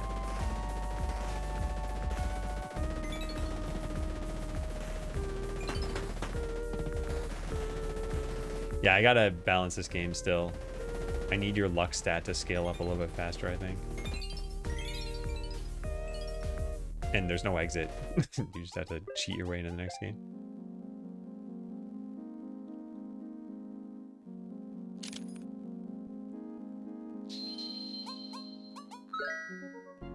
Yeah. It's gonna be a trip to watch somebody play this. Especially some like random YouTuber. Hopefully people actually do play the game. Grinding something for half an hour might translate to a negative experience. Yeah. I had some hidden achievements in Skeleseller and people got kind of mad. And one of the things, so I mean, there are different categories of achievements, right? There are some that you get naturally just by playing. There are some that it's an obvious challenge, like beat the game on hard mode. And then there are some that you could miss. The kind that you can miss, people get especially mad at. Like imagine playing, I don't know, like Final Fantasy VII. Well, actually, I guess Final Fantasy VII is an especially good example because it had some things you could miss. Like you could just lock yourself out of getting Vincent, I'm pretty sure. And like you just had to restart your game. And do you want to restart your game and play for 20 hours to get back to where you were? Probably not. So if that were an achievement, you'd probably be pretty frustrated. So anyway, I've been trying to keep that in mind too for achievements. And thanks, Flick. Yeah. I'm going to be running playtests in about 2 weeks. And it'll be a private playtest. I'll just ask some friends to do it, some family members maybe. And yeah, hopefully they have a good time. I'm really excited for that though. But yeah, it's been shaping up. So at the end of the day, we're down to 33% usage for AI, but it should have been at 56%. I realized I spent the whole day on fast mode, which means I used 67%, but should have used 44%, meaning I would have been at 56% remaining. So yeah, had I not used fast mode, I would have used about 44% of the week, which means that I would have burned through probably the rest of it on Wednesday and then needed a top up or something. So yeah, maybe it's worth upgrading the plan anyway. You can reload an old save. Well, if you have an old save, the way that the save slots worked, as far as I remember, is you could pick where you wanted to save. So you might have just saved on the first save slot the entire time. I know because I had to do it. Oh, man. Yeah.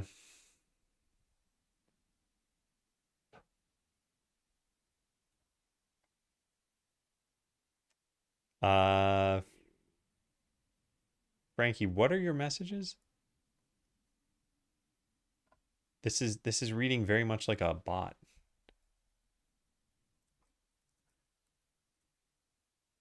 Yeah.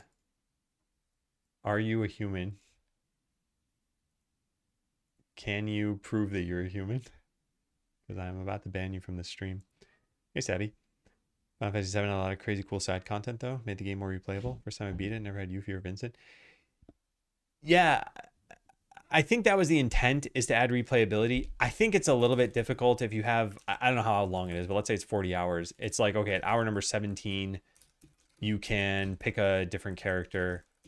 And at hour number, like, I'm just making things up, 26, you can pick a different character. It's like, they will alter your playthrough, but it's a lot of time for something you might not even have experienced. And I don't fully remember how you got Yuffie. You had to like do some battle in the forest where she stole from you or something, and it's a very missable thing. Yeah. So Frankie, you have 30 seconds left. If you can prove you're a human, you get to stay. But yeah, your chat history is very much like just random messages. Okay, that's it. You have sealed your fate. Oh, drat. I wanted to leave a message for why I did that. Give me a sec. Gave them a chance to prove humanity. They didn't. There. So, there have been chatters like this. I mentioned this story a bunch of times before, so if you've heard this, you can just tune out. But when I launched Skeleseller on Steam, I got a lot of people reaching out to me, and they'd say, hey, I'm running a Twitch channel. I'd love to have a key or two to your game. And you'd go check out their Twitch channel, and you'd see pretty healthy numbers. They'd have like 12,000 followers, and you go look at any stats they have. They've got like a VOD. And then you watch the VOD, and the chat messages are like this the entire time. Like, they're typing things that if you looked at any individual piece of chat, you'd be like, okay, that's pretty reasonable, right? And then you find out like they're not real. They're not reacting to what's happening on the stream. Like I asked this person several times, like, hey, can you prove you're a human? And they did not, right? Like, so yeah, I assume this is like to build legitimacy for a stolen account or something. So I feel bad because Frankie was probably a real person at some point. Their account was pretty old, and they have Twitch Turbo. But yeah, probably fell into the wrong hands.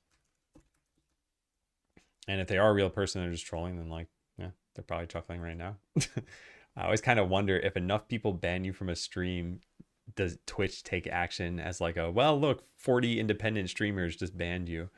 There's probably more to it than just your, You're just saying off-topic things.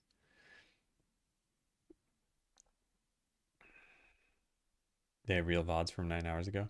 Did you look at the VODs though? Like, because even if you see a person streaming and they're talking, you don't know that it's that person who has the account. But like I said, it's most likely that that account was just hacked or stolen. Yeah. Anyway, I'm going to end my stream. I've been streaming now for what, like 6.5 hours today? Yeah. So let's go find someone to raid.